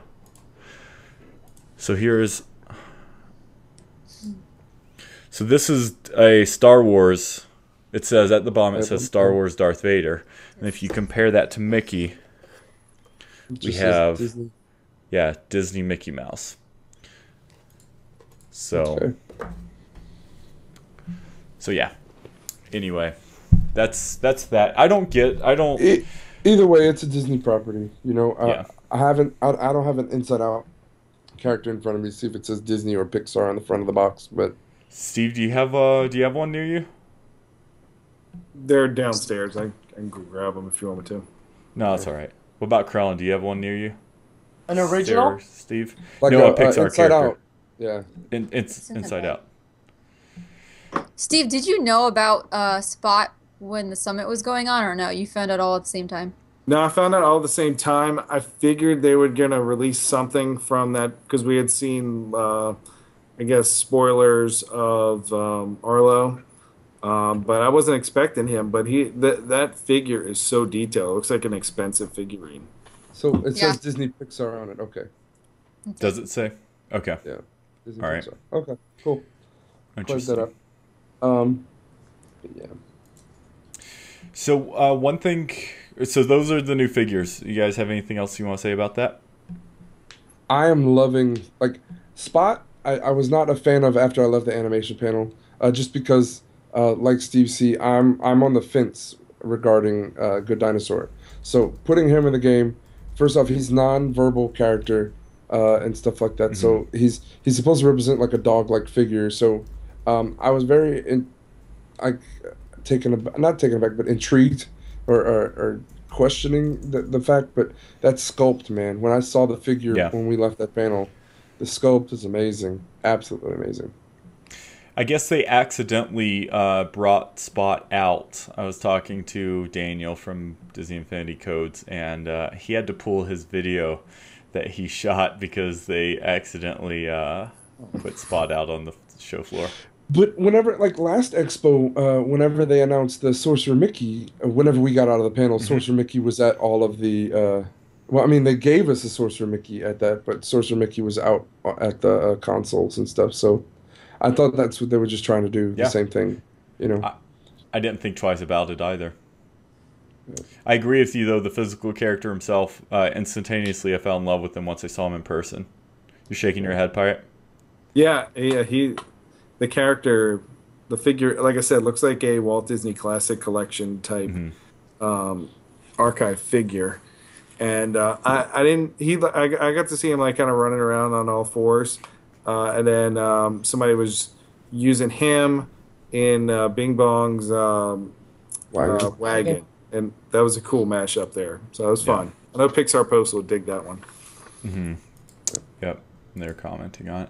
And I totally wish they would have had the two Zootopia figures out and about. Because I think I could form a better opinion about them versus them just saying that they're in the game. Yeah. I'm not sold on them, but after watching the animation panel, I'm more sold on the movie. And I think after the movie, after people go and see the movie, I think people are going to be excited to have these figures. That's just kind of my gut. And that's kind of the feeling I had about Frozen whenever I first saw it last Expo. I was like, okay, it's another Disney musical. It'll be like Princess and the Frog. It'll be good, but little did I know that, we heard Idina Menzel sing Let It Go. That at that panel, they're like, this is the next big hit. And I'm like, I don't know if I'm buying it. But apparently every girl in America and around the world bought it. But yeah. Nicholas Leinreier is saying the only problem with Spot is he's sort of a stand-in for Tarzan general community reaction. So I mean, he does, like, just looking at the sculpt, you would get that, but the vibe of the film versus Tarzan, there's no jungle, it's forest, I know there are trees involved and everything like that, but I don't compare him to Tarzan. Looking at it. They also announced that they were going to do towards the holiday season, going to have those special edition Jedis that have the lightsabers that glow and light up, which those should be really cool. I don't know the price point of them. I asked Mike Soley if they knew an MSRP, but he said no. There's no MSRP at this time. Yeah, I made a point to more ask. expensive than the current ones, but Right, and I'm perfectly okay with that. Those are definitely cool. But one thing I did notice from that image they posted is none of the figures that have either dual bladed lightsaber or dual wield. So Ahsoka and Darth Maul were not in that line. I don't know if this is just because they couldn't light up two lightsabers or what, but I did not see them in that image. It's only single bladed figures. So just throwing that out there for those people who think that they can get every Jedi as a light up figure. I don't think it's going to happen. Because I don't think they can light up those as like how they came out with this. They came out the regular release, and then later on they came out with the ones in the cases, the special edition cases. Like I would rebuy it if it's in it. If it was in the case, I think there's more value in it. Honestly, I would spend $35 or $40 if they put it in like light up in the case, and the case helped like let it light up. I would spend a ton of money on that. Wow. Will you rebuy these figures just for the glowing? Yeah, absolutely. But I'm a Star Wars guy. Star Wars guy. I would buy Star Wars figures, no matter Right. Yes, but I would absolutely buy those figures. Sarah and Steve, 100%. Do you two plan to repurchase these glowing figures? Yep. Why is that? Is that because you're big Star Wars fans or big Infinity collectors? They look cool. Completionists. Gotcha. Pirate. So do you have every crystal figure? Oh, sorry. Yep. Yeah, I'll definitely get them. Right around holiday season, and you can definitely find deals. So it's definitely something I would look for a deal and get. Nice. But I definitely would need them in my collection as well. Is that true? What Evilaw said they pulled LEDs in them because of copyrights. Hasbro or Mattel has the copyright. That's an interesting thing. That'd be really interesting to find out. That's cool. I love hearing that background stuff. That insights. Yeah. I don't know. Cool. All right. So 2 things we didn't mention, and I don't know if it's just because we hadn't got to that part of the panel.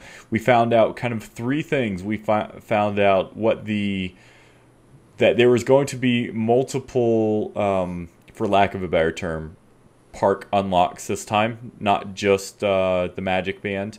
There's going to be cruise ship. They alluded to a Star Wars land something. Right? So, I don't know how this cruise ship and park thing is going to work out, but I'm intrigued to find out. Well, so the cruise ship they have their own, essentially, Magic Band, and it's called something different. I forget what it's called. Steve and Sarah, have you guys been on a Disney cruise? Have you been on one? Is there a Magic Band for the cruise ship? For the kids club, there's a band. And I think you're going to get it from that Disney Infinity themed area for at least that ship, so it would make sure that, or it makes sense being that tied to that kids band. So is it going to be shareable like the park unlock? Like, I would imagine so. I don't see why they would change that aspect of it. I think that was an intentional thing that they did. Yeah. So I hope so. What do you guys think of the Magic Band unlock this time? Love it. Finally. Been waiting for that one. Yeah, it's a classic one. Partner statues overdue. Yeah, absolutely. Isn't it one that, Will, didn't you call that before when we were doing our the parks show that we did? Wasn't that your version of an unlock? Yeah, I can't remember if it was my version of an unlock or not, or if it was just something I said we really need in the game, but I hope so.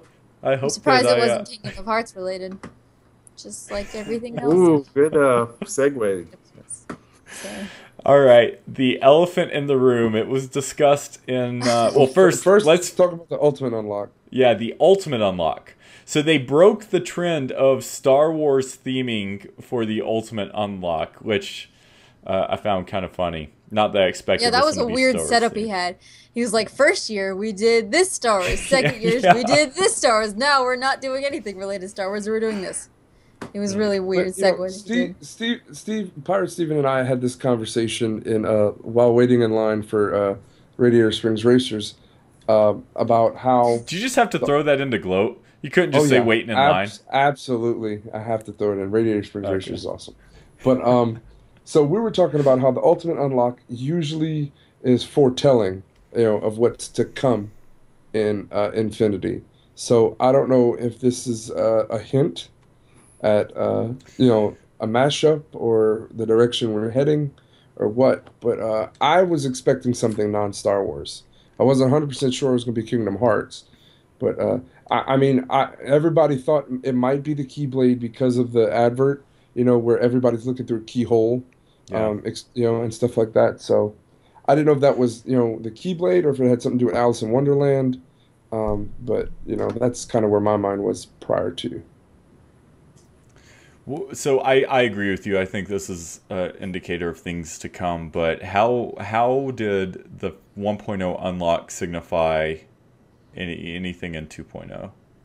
It wasn't in 2.0, it was just the future in general. Oh, I see. Okay. They were heading to Star Wars eventually. I think they may have wanted to do Star Wars in 2.0, but weren't quite ready. So maybe they should have had a Marvel thing. But we all know that Marvel's not easily. It's not very easy to obtain licensing for stuff. Because had it been like a Mjolnir or a Captain America's shield as the ultimate unlock in 1.0, we would know where we're heading. But Good call. All right, so the elephant in the room. This ultimate unlock, something theoretically anyone can attain, was then followed by something that everyone can't really theoretically can obtain. Theoretically. So this was discussed quite a lot in our Monday night show. I think it had kind of a negative spin on it. I do want to give all of you a chance to say any thoughts on it that you would like, good or bad. So just open mic, feel free. I'm gonna let Logan go first because I think I saw like a list that looks like Santa's naughty list. It's like long as hell.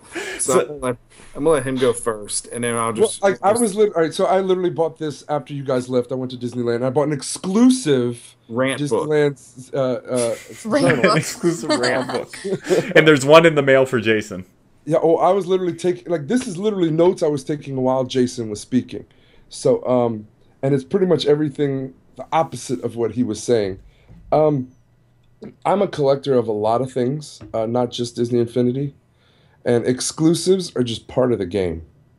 And I think people fail to realize because they're a lot of our fans are gamers, not just not really collectors. And honestly, at that moment, whenever everybody was complaining, I went on eBay and I just typed in the words D23 exclusive, and I searched and searched and searched, and I literally went through like 300 plus items before I even found that power disc in the list. So I don't think people fully understand what the D23 Expo was about. There are thousands upon thousands of exclusives at this conference. San Diego Comic-Con does thousands and thousands of exclusives. It's nothing new. I understand that our exclusive at the last expo was just a variant figure, but in theory, in my mind, that power disc is just a variant figure as well, because all it does is change my Mickey Mouse in-game for me. It doesn't affect any building. I mean, I can see being upset if it was a terrain and power disc for a terrain power disc or a wallpaper, a sky dome, because that would affect building and you can't use that tool. But literally, it does nothing. I get no powers, no anything like that. And I understand a lot of people are mad that it's for sale for $200 on eBay or whatever, but something my parents always taught me when I was little is something's value is only worth what you're willing to pay for it. So if you're willing to pay for $200 for it, then it's worth $200. But if you're not, it's not.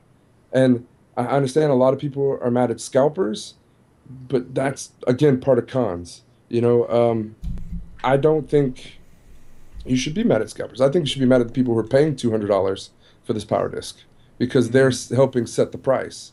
JV is getting way too much flack for this, when honestly I think it was a great thing he did. We need that, if you collected Vinylmations, you know what I'm talking about. But we need that red balloon chaser that no one has from the very first set. for a collector myself, it's pretty exciting. Like even if I wasn't there, I'm not a Kingdom Hearts fan. I've never played really a Kingdom Hearts game, but I would still pursue it because it's just the thrill of the chase for me. But luckily, I've been at both expos, and if they did something like this Disney cruise ship, I would pursue that. Or the cruise ship unlock exclusive, or if they sold something in park that was only in park, I would definitely try to get it. I don't see where all the hate is coming from, honestly. It's just the way this kind of stuff works is collecting. I mean, you can ask Jason Acquirer. He had such bad luck trying to get freaking Tsum Tsums. He waited hours and hours and hours in line to get Tsum Tsums that were sold out, and there were people who were literally there over 12 hours who didn't get Tsum Tsums and other things that they sold. It's just the way collecting is. It's inevitable. Pixar fan Dan, the same sort of thing. He had lots of exclusives he wanted to get, and he paid the money to go to the event, and unfortunately others paid more that allowed them to get into the show floor hours before he was able to, and so they sold out instantly. So that's all. I mean, it's, yeah, I don't know. I'm not throwing my hat in this ring. I'm curious if anyone else has. No, I think there's two sides to this coin. Someone in the chat is saying, people paid a lot of money to get there. I think that's a valid point for those that have the means. A an 8-year-old kid, it's going to have a lot harder time convincing his parents to go to Sure. his or her parents. Someone like Jason in Australia, it's going to cost them a heck of a lot more money than it would anyone in the U.S. to go to. So that's a tricky argument. So I just want to people to be careful for me, about that. cost of hotel, airfare, and event tickets, I spent almost $1,000 just to get there, and to attend. And then, Yeah. and like I was telling people how I'm, if you watch me on Periscope, I'm seriously considering a Sorcerer's Pass next time, which is a $2,000 ticket, because I waited in line, I think total almost 20 hours. And if my employer is willing to pay me $25 an hour to do what I do for a living, multiply that by 20 hours, that's over $2,000. I think it warrants my time, to spend that money versus waiting in line for the entire event. I'm not saying you don't deserve it. I'm not I'm just saying that. No, no, no. Yeah. I'm not defending the fact that I own the disc. I'm defending more or less JV and all the flack he's getting for giving away the disc. Well, so I think a lot of that, and I might be jumping the gun on this. Someone mentioned it in the chat room. I want to say it was Latin Soul. Forgive me if it was someone else. Someone is saying that a lot of the flack they think Disney is getting is the wording they used, not the giveaway itself. It was something They to said the effect. exclusive gift. No, Plain and no. simple. Oh, it's for No. for our real fans, is what they said, right? Yeah, it was something like that. It's okay. Media Meltdown podcast. I don't know if you are quoting It's not JV, me. but it said, yeah, it's not TC. It is a true fan event. True Disney fan event. And then there's also but they're scalpers. It's the state of California gets all the cons and everything like that. It's every convention or fan event in California. There's scalpers and there's people who go just for the merch to resell. Yeah. Right, but they want. I get wanting to do something special, but you can't discount. Like, say we wanted to do something special to some of our most dedicated fans, or we wanted to do something special to those that came to see us at the event. I'll give you an example. They're beating a guy up over one word or one sentence. No, because it's an important thing. This is something that should be obvious. This is their job. I'm not saying it's JV's job. JV was presenting this information, but this backlash very much should have been expected because this is something new for our community, regardless of if it's something that happens in the collecting world. It's not something that happens up to this point in the Disney Infinity collecting world. Jason co-hosts his podcast practically every week, and it even kind of hit him. Hearing those words, this is something for essentially what they're saying for our biggest fans, and so I think that's what a lot of people are having issues with. Mm-hmm. So would would these people have the same issue had he given this away at the summit versus the expo? Great question. I've heard people say that too. They're like, I would rather there'd be a limited edition of 20. The Summit people will be the only ones that got in it. They're just mad because people are non-Disney Infinity fans are trying to make money off of it, off of them.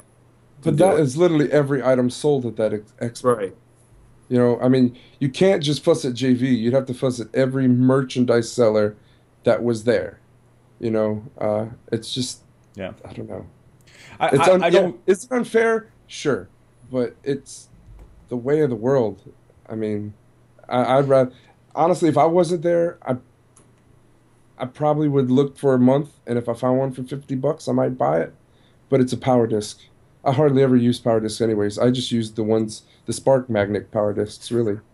I do have to say, I do like the fact that they made this generic Mickey, a classic Mickey, and that they're coming out with Mickey power discs. I could see them making like a book of a Mickey through the years power disc. Yeah. But a lot of people are saying,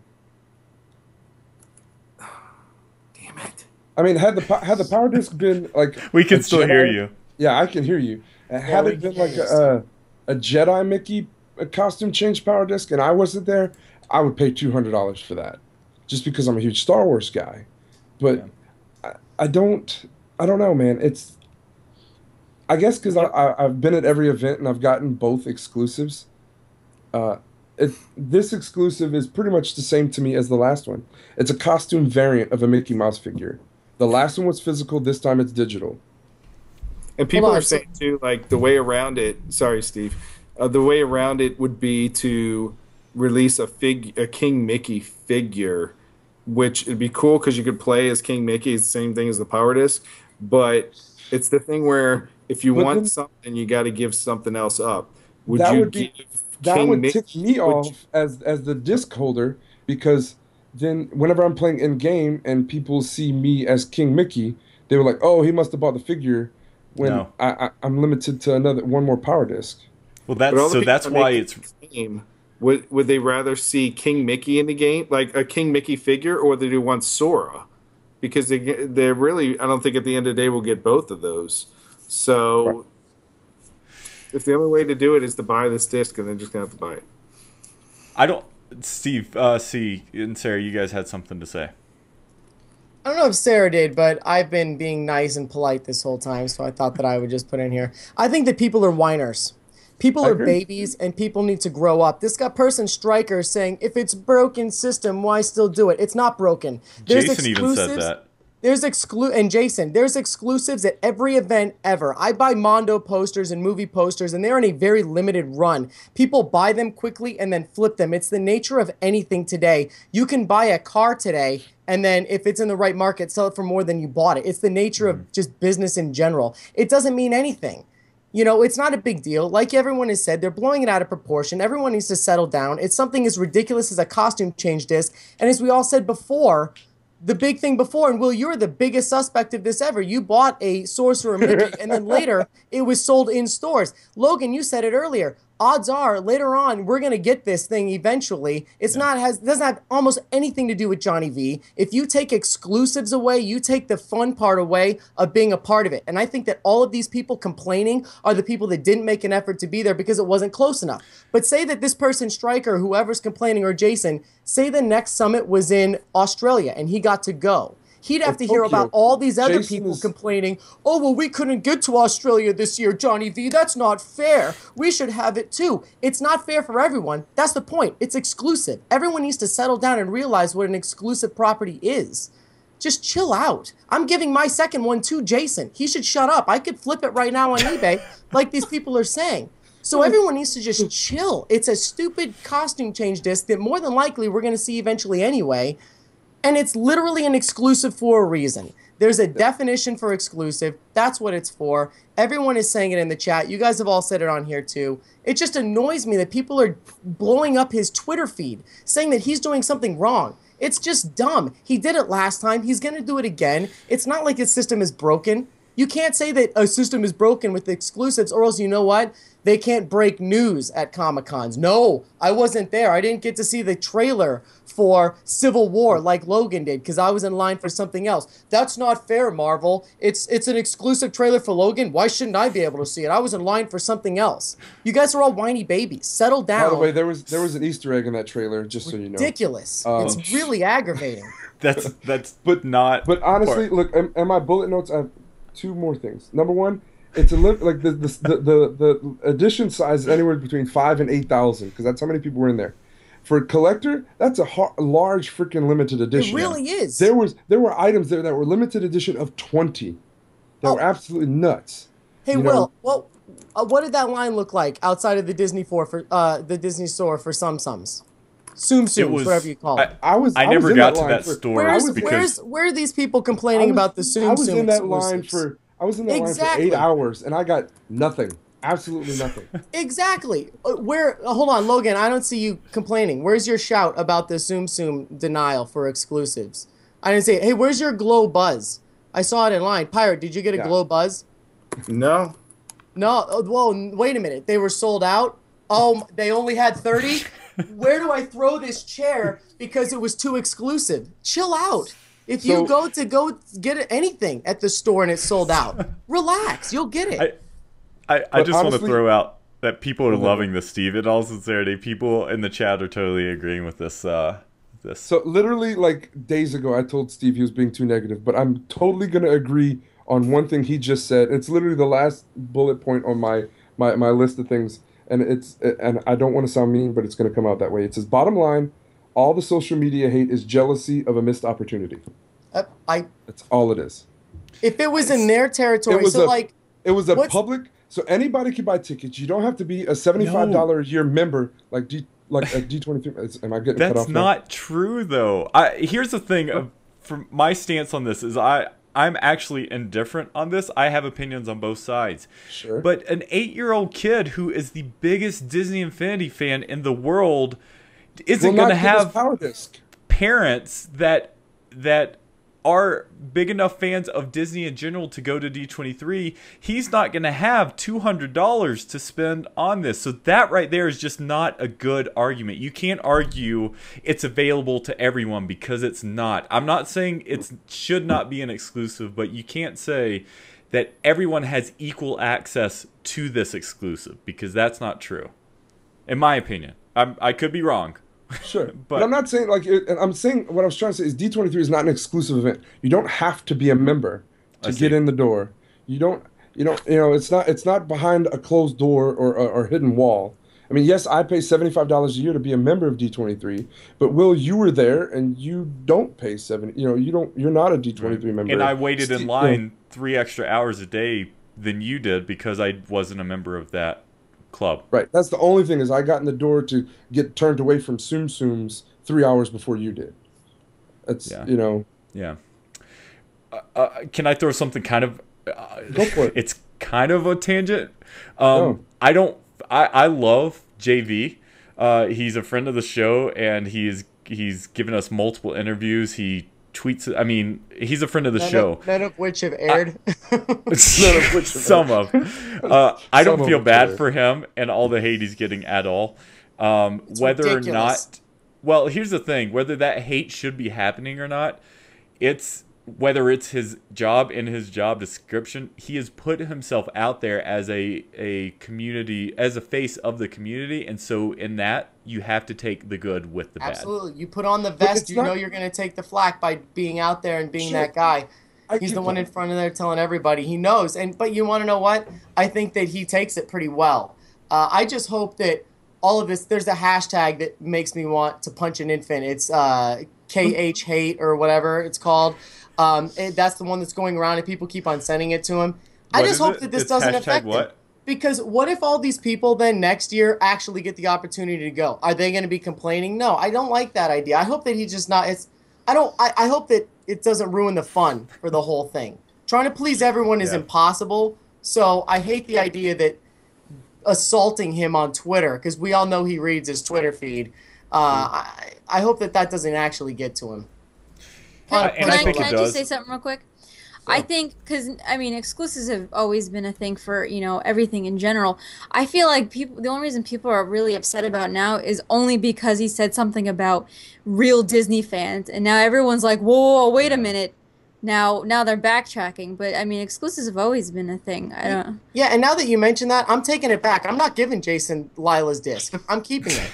I didn't even tell him about that. Good, because I'm taking back what I said earlier. I'm not doing it. I'm gonna stack 2 up there. I want my Mickey to wear 2 Kingdom Hearts outfits because I went there and I spent an obscene amount of money. I want him to wear 2. I want to see 2 outfits at once. Jason, you're not getting anything, buddy. It's like How's like that the for old an exclusive. It's like the old frat boys who wore 2 polo shirts and popped both collars, right? That's what you want to do with your Kingdom Hearts Mickey. Yeah, exactly what I want. I hope you enjoy it, Jason. I'll screen print it for you and send it to you. But honestly, like, people should be mad at the scalpers, if anybody. It shouldn't be JV. He was trying to do something special for the people in the audience, and that's what he ended up doing. I don't even know if I'm ever going to use this disc. It's still in the package. I have never taken it out. But I pursue things like this just because it's a limited edition. And I knew that we were going to get something at D23, and that's part of the reason why I really wanted to go. And that's part of the reason why I flew out there. Because I bought my tickets, I booked the hotel and everything well before I found out Summit was going to be, 2 or 3 days before and stuff like that. D23 has been on my schedule since I left 2 years ago. Okay. All right. Well, let's move on. The chat is ready for that. Moving on. Here, Yeah, let me throw out a positive spin, if I can, at least misdirect people for a moment. The passion that we just experienced on this podcast is the same passion that exists in the rest of the fandom, and that is a good thing, regardless of how we direct that passion. At least there's lots of people that really care about this game. So, all right. One more thing. She'll be back, Steve. Settle down. I'm What? getting no Sarah, don't go messages. Relax. All right. So the cool part about this, the way they finished off the show, was being able to witness all the people that weren't there for the right reasons, all the people that were bolting just to get those discs and leave, while kind of missing the crescendo of the entire thing, and that is finding a little bit out about the Force Awakens playset, and not only that, doing it in a very cool way. So who wants to lead this topic? It would have to be somebody that has the posters, I would think. I would think so too. Someone who is knowledgeable on the subject. So he was there, and she was there. No. Yeah. I'm literally right. So they called out Daisy Ridley and John Boyega bringing out their prototype of their figures, who will be in the Force Awakens playset. Oddly enough, John Boyega is holding a lightsaber right here, but the figure has a huge rifle, and they say it's the most powerful gun in the game. But just pointing that out, maybe he has a lightsaber, maybe he doesn't in the game. Lloyd even said that. Finn has her staff, which was what every image we've seen her is with the staff. And they brought out a prototype of their figure, signed it, and each gave it away to a kid in the audience, oddly enough, who was in cosplay, which I thought was amazing. And actually, I talked to Mike Sully a little bit about this afterwards, and he said they originally tried to land J.J. Abrams to come out and bring out the figures, and they were like, no, that's not going to happen, but we'll give you John Boyega and Daisy Ridley. He's like, we'll take it, So I thought it was really cool. And I found out from Mike, Matt Sully, but also on stage, John Boyega is a Disney Infinity fan. He has 50-plus figures. He plays this game, and he is stoked that he's in this game. Yeah. So, just saying. That's awesome.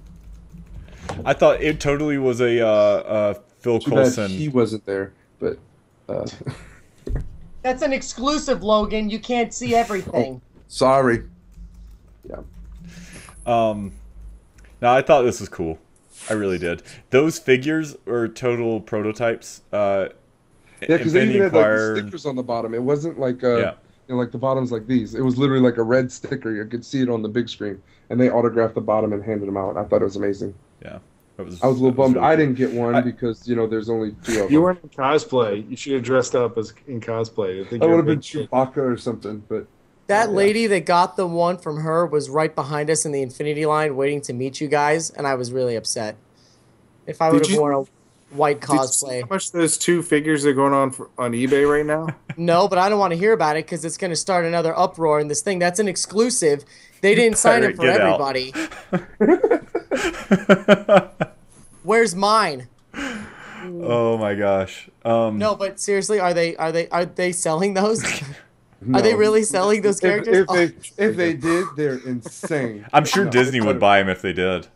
Oh man, that's hilarious. That should go in like a museum. That's awesome. But that was a good joke, Pirate. I just about turned red again. Yeah, you were gonna go put on it. I almost did. I saw one really cool thing in a daily blog, in a blog that I read daily. It's a sci-fi and kind of geek blog, just in general. Rarely do they talk about video games.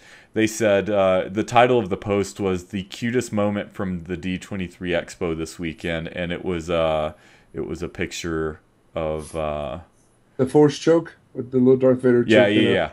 John Boyega. Yeah. So that was really cool. But here's the thing about this: The Force Awakens. The reason we haven't heard much about it is because there's not much to say. No one knows anything about it, right? Yeah, no one knows. Even internally, there's lots of folks that don't know. But so there's not much we can know. There's not much to really talk about at an Infinity event. But this is, I felt, a really good way to talk about it without having to talk about it. Show off the first 2 figures, have the actors come out on stage and kind of acknowledge it. So I think that was a really cool way of kind of ending the event. Sure. I agree. So. All right, everyone. We're almost 2 hours in. We are 2 hours in. I think Steve C's face has returned to a normal shade. Can we give something away before we go, if that's what you're about to do? Yeah, no, we're not going to give it away right now. We got to mention it, though. I'm giving something away. I got 3 freaking Disney Infinity bags I want to get rid of. So we're going to go with a good old-fashioned cinch bag. How about that? Cool. So, how are you going to plan to give this away? Because I have 4 people in this room that I say don't get it. No. Sorry. But I think we can at least give this away. I could ship this out. So all right, how do you want to give it away? Is Lim in the chat room still? No. Here's the thing. I would advise against giving something to our biggest fans who are in the chat right now. For those that didn't have the opportunity. Careful, Will. Careful with your wording. Get careful. Yeah, what's happening here? Those YouTube and podcast listeners tomorrow would get a little upset. Just totally I guess. Kidding. I'm tweeting Johnny B right now. All right, here's the deal. Blue Jay wants one. All right, so it's gonna be for any listener since we don't want exclusive. We'll announce the winner next week, but you have to follow us and tweet hashtag Let Logan Host, and I will look up that hashtag and I will pick someone from that. And do hashtag Logan Host. Yeah, because Twitter is only 140 characters. Sure, hashtag Logan Host. I'll look it up and we'll have a winner next week. How about that? Yes, that's great. Awesome. So everyone get that? Yeah, I just did my vote. I want Logan to host. Well, cool. On this week's show, Steve-O, that comment was not lost on me. Lion Rider already tweeted it out. Don't tweet at me. Tweet at Logan. No, I'm just kidding. Cool. Speaking of giveaways, I'm not saying anything, lad. So why are you telling me to play nice? I'm being nice. Settle down. All right. I lost this. Where's it at? Okay. Speaking of giveaways, so Daniel was cool enough to give us some figures to support his team. So you don't have to hashtag or anything. We're not actually saying how people can win this right now, but I do want to mention thanks Team Order 66 for the donations. These figures are signed by the team. We have a few figures to give away. We have a Tron figure. I don't know if it's Sam or Cora. We have Darth Vader, and in the near future we will also have at least a Mickey, possibly a Minnie. And so I want to give a shout out to F. Daniel X from Team Order 66 for those signed figures. That's really cool. All right, everyone. Thank you He so gives you much. coffee candy. The coffee candy was good. Especially after I ate Vegemite. It was a better cultural representation of his country. All right, so Vegemite is something that everyone needs to go watch our archived Periscopes. Logan, I you don't need think to it's get up that there. up on It's YouTube. on my phone. I need to get it up on All right. YouTube. I do. I really do. That Get was it up. an event of the Stop it. an example of the community coming together. It was really, really cool. I haven't even watched it yet. Unfortunately, Without doubt, the funniest moment of the whole week. Oh Yeah. yeah, that was Because Logan crescendo. starts the whole thing, and he's got this little spoon, and he takes like a little bit and does it. And I'm like, 'Cause I "Oh, knew I'm it was coming." I'm going to show him, and I take this big spoonful, and I put, And he did almost that. vomits right there. And I almost threw up on the white carpet all over the Infinity. I want to try this. I haven't tried Vegemite yet. I really want all to right, try it. Sarah. All right, this is what we're gonna do. Dilly wants I to need to try it mail too, it? so we're gonna have you both on the show at the same time, and Yes. you're both gonna get initiated. I love how Jason made this custom label. Yeah, it's custom with Jason's face. Yeah, Disney Infinity TV Vegemite. Jason Oh my on it. gosh. And he even has like the level of Vegemite-ness everybody has. It's like we got Vegemite for beginners, Vegemite for regular consumers, and Vegemite for those who want to die. Did he That's the put really that dark- on there, or is that Yeah, actually a warning? This is a custom label he made because he even has like an Australia power disc on it. That's amazing. Yeah. Would you, Logan? Would you consider that an exclusive Maybe. jar of Vegemite? I mean, Might be. it might seem hypocritical if I it wish was we for had Jason. smell-o-vision so you guys can. It may look like Nutella, but it is not Nutella. It I looks- promise. it looks like How come pudding. your guys' came from a nice sealed jar and I had mine from a squeeze packet from McDonald's after 6 weeks in FedEx packages? Well, we can thank Matt Sully for getting that through customs for us. All right. Well, that was hand delivered. Man, it Usually smells they like stop that from coming in this it country. smells like really bad True bless the vitamins USA. from when you were a little kid. It smells like the Flintstone vitamins going bad. It is horrible. The worst part is though, it has the consistency of peanut butter, but it does not have any similarity to the goodness of peanut butter. No, it is not No, Nutella. what? Whoever compared that to peanut butter? No one's ever compared Vegemite to peanut butter ever. What no, if you the don't like peanut consistency. butter? No, Well, nothing is like You're it at all. Oh, it's You're- the thickness. Oh my god. Oh. No, it sticks in It's your bad. teeth. You can taste it. I want to try this so bad. All right, It's delicious. we're gonna make it happen. With bread. Don't lie to me. Infinifane, you're welcome. Yeah, that was a cool thing. We'll post it, we'll tweet it out, and that's cool. You know what? I want to do Is something voting else. over? I don't know what time zone, but we're pretty close to voting being over. For Yeah, the, pretty much. yeah. Pirate, what is your YouTube name? I think it's Pirate Steven. I think. I want to show something that was really cool that you posted. Can I do that? What did I post? Oh, you I know know. what he posted. A special someone made a special request. Yeah. Who might That be was- dangerous? Actually- that was a good moment. Do you, I'll do that post show. We're getting kind of Yeah. long-winded here. Yeah, So after show. So all right, thank you all, Logan. Man, it was a pleasure not only hanging out with you all weekend, but thanks for all the help out there, and thanks for coming on tonight's show. dude, thank you. I had a blast. It was amazing. I can't wait to do it again. Continuing my clockwise, the Pirate Steven. One of my favorite parts of the entire event was hanging out with you again. This is the third time we've seen each other in person, but it's just like getting old friends together, and it's awesome. You're kind of a surrogate part of the team, and having you as a toy box master builder up there, making us proud. You were hosting a panel with other builders, and you're also rocking it at the event, and just all around hanging out and a cool guy. So, and thanks for Yeah, coming on it was tonight's really show. fun to be part of the media and the artist group. I take pride in being part of both. So it's great to hang out with you. I mean, I'm getting all these ideas that we should have our own Disney Infinity TV con somewhere. Maybe Walt Disney World, who knows? But Maybe on a cruise ship. Maybe so we people can would get take some that. unlocks. have exclusive, like, who wants that polo shirt? I mean, Yeah. That could be like the logo. Oh, it's awesome.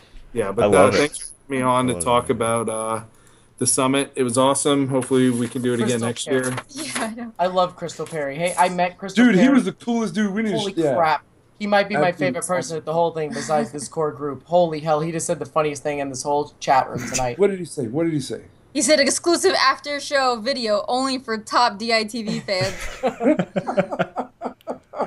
We made him ride California Screaming. He had never ridden it before. And he Yeah, that was cool. scared. But, oh, man, he absolutely loved it, and that was amazing. I remember that. That was awesome. He was a trooper. Yeah. Cool. Sarah, Steve, get back here so I can thank you. I gotta just say, one of the highlights of the entire weekend was hanging out with the two of you and Pixar fan Dan. He's kind of a new addition to our friend group. It's okay, Steve's gone. You don't have to play nice. He's gone. I had No, so much fun taking those Rebels pictures and Yeah. being Yeah. live No, with the rocket shh. and Hold on. Don't say those things yet. Oh, Shut up. Look at Logan's face. We had fun. We had fun hanging out with I you just guys. slapped his unborn child or something. Thanks for coming on tonight's show and tell us something about your INGames experience too, Sarah. Sure, it's fun to relive the disappointment in Steve's face. Yeah, he was behind her looking at us going, Joe. Oh, that's all I can think about in my head too. The worst though was every time I fell off the bridge or whatever, Lila would go, Sarah, like over and over every time I fell, and I was about to just push her and be like, stop, just over and over every time I fell. It was yeah. That's awesome. My little support group going on behind me. Well, we love Doesn't seem the like three much of support. No, I'm just saying. We love the three of you, and it was a blast hanging out Absolutely. at the summit and at the expo, and just all around a good time. I want to thank, most importantly, everyone either who got a shout out or who did not, but who either supports us in general in what we do, supports us on YouTube, Twitch, Twitter, Instagram, any place we are, Facebook, and those who watch us live, those that can. I know everyone can't, but we appreciate all of you. We really do. And that was something that I really wanted to make a point of in our live panel, because without you, we wouldn't be doing this, and we wouldn't have these fun conversations if we didn't have people to listen or watch them. So seriously, with all thanks, it goes out to all of you, and thanks for our new periscoping followers, because that's cool. Yeah. I think that it's only fitting if we kind of, in my opinion, this is what the show was for me. And I just want to bring up a few pictures that I found I thought were really cool. So first up on screen here, and this is what Logan was talking about. So this is, let me get My Logan's favorite picture mini. from the expo. Yeah, so this is Logan and Lila, Move Over Rocket and Groot. That is just an absolute epic picture. After that, we have the DITV Rebels, and sadly, Pirate, you were busy in these things. So Yeah, it's gonna take like a goodbye picture out front and leave you and me out of it. What's up with that?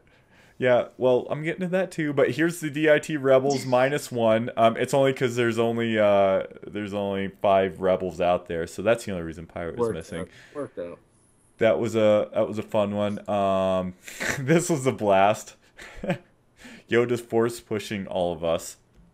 That was a cool one. But the one that really kind of sums up the entire event and weekend for me is this one right here. You know, and it's unfortunately split because Logan and Pirate was still inside. But you know, this is what the event meant to me. No exclusive, no figures, no insider information. This is what it was all about, and this is what I meant. I felt like all of our listeners and fans were there with us each step of the way, because we got so much love, and I love everyone in this picture. So that's enough sappiness from me. Thank you all so much. Hope you enjoyed this show. Steve's still not back. I don't know what he's doing. He's not He's gonna come back. He's getting his Vegemite on. All right, everyone. Thanks. We will figure out how we're going to post this, since it's a little broken up now, but I'll get it out there on YouTube. And for now, it will be on Twitch. Get it out on YouTube. and audio version. So thanks everyone, we appreciate it, and we will see you all next week. Same bat time, same bat channel.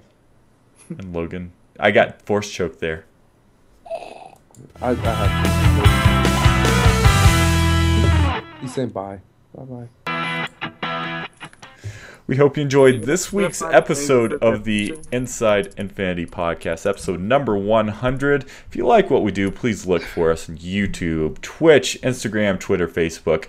If you want to become a patron of ours, we thank all of our patrons. Head over to patreon.com/DizzyInfinityTV. Also, check out and subscribe to our parent network, Res.TV or youtube.com/ResTV.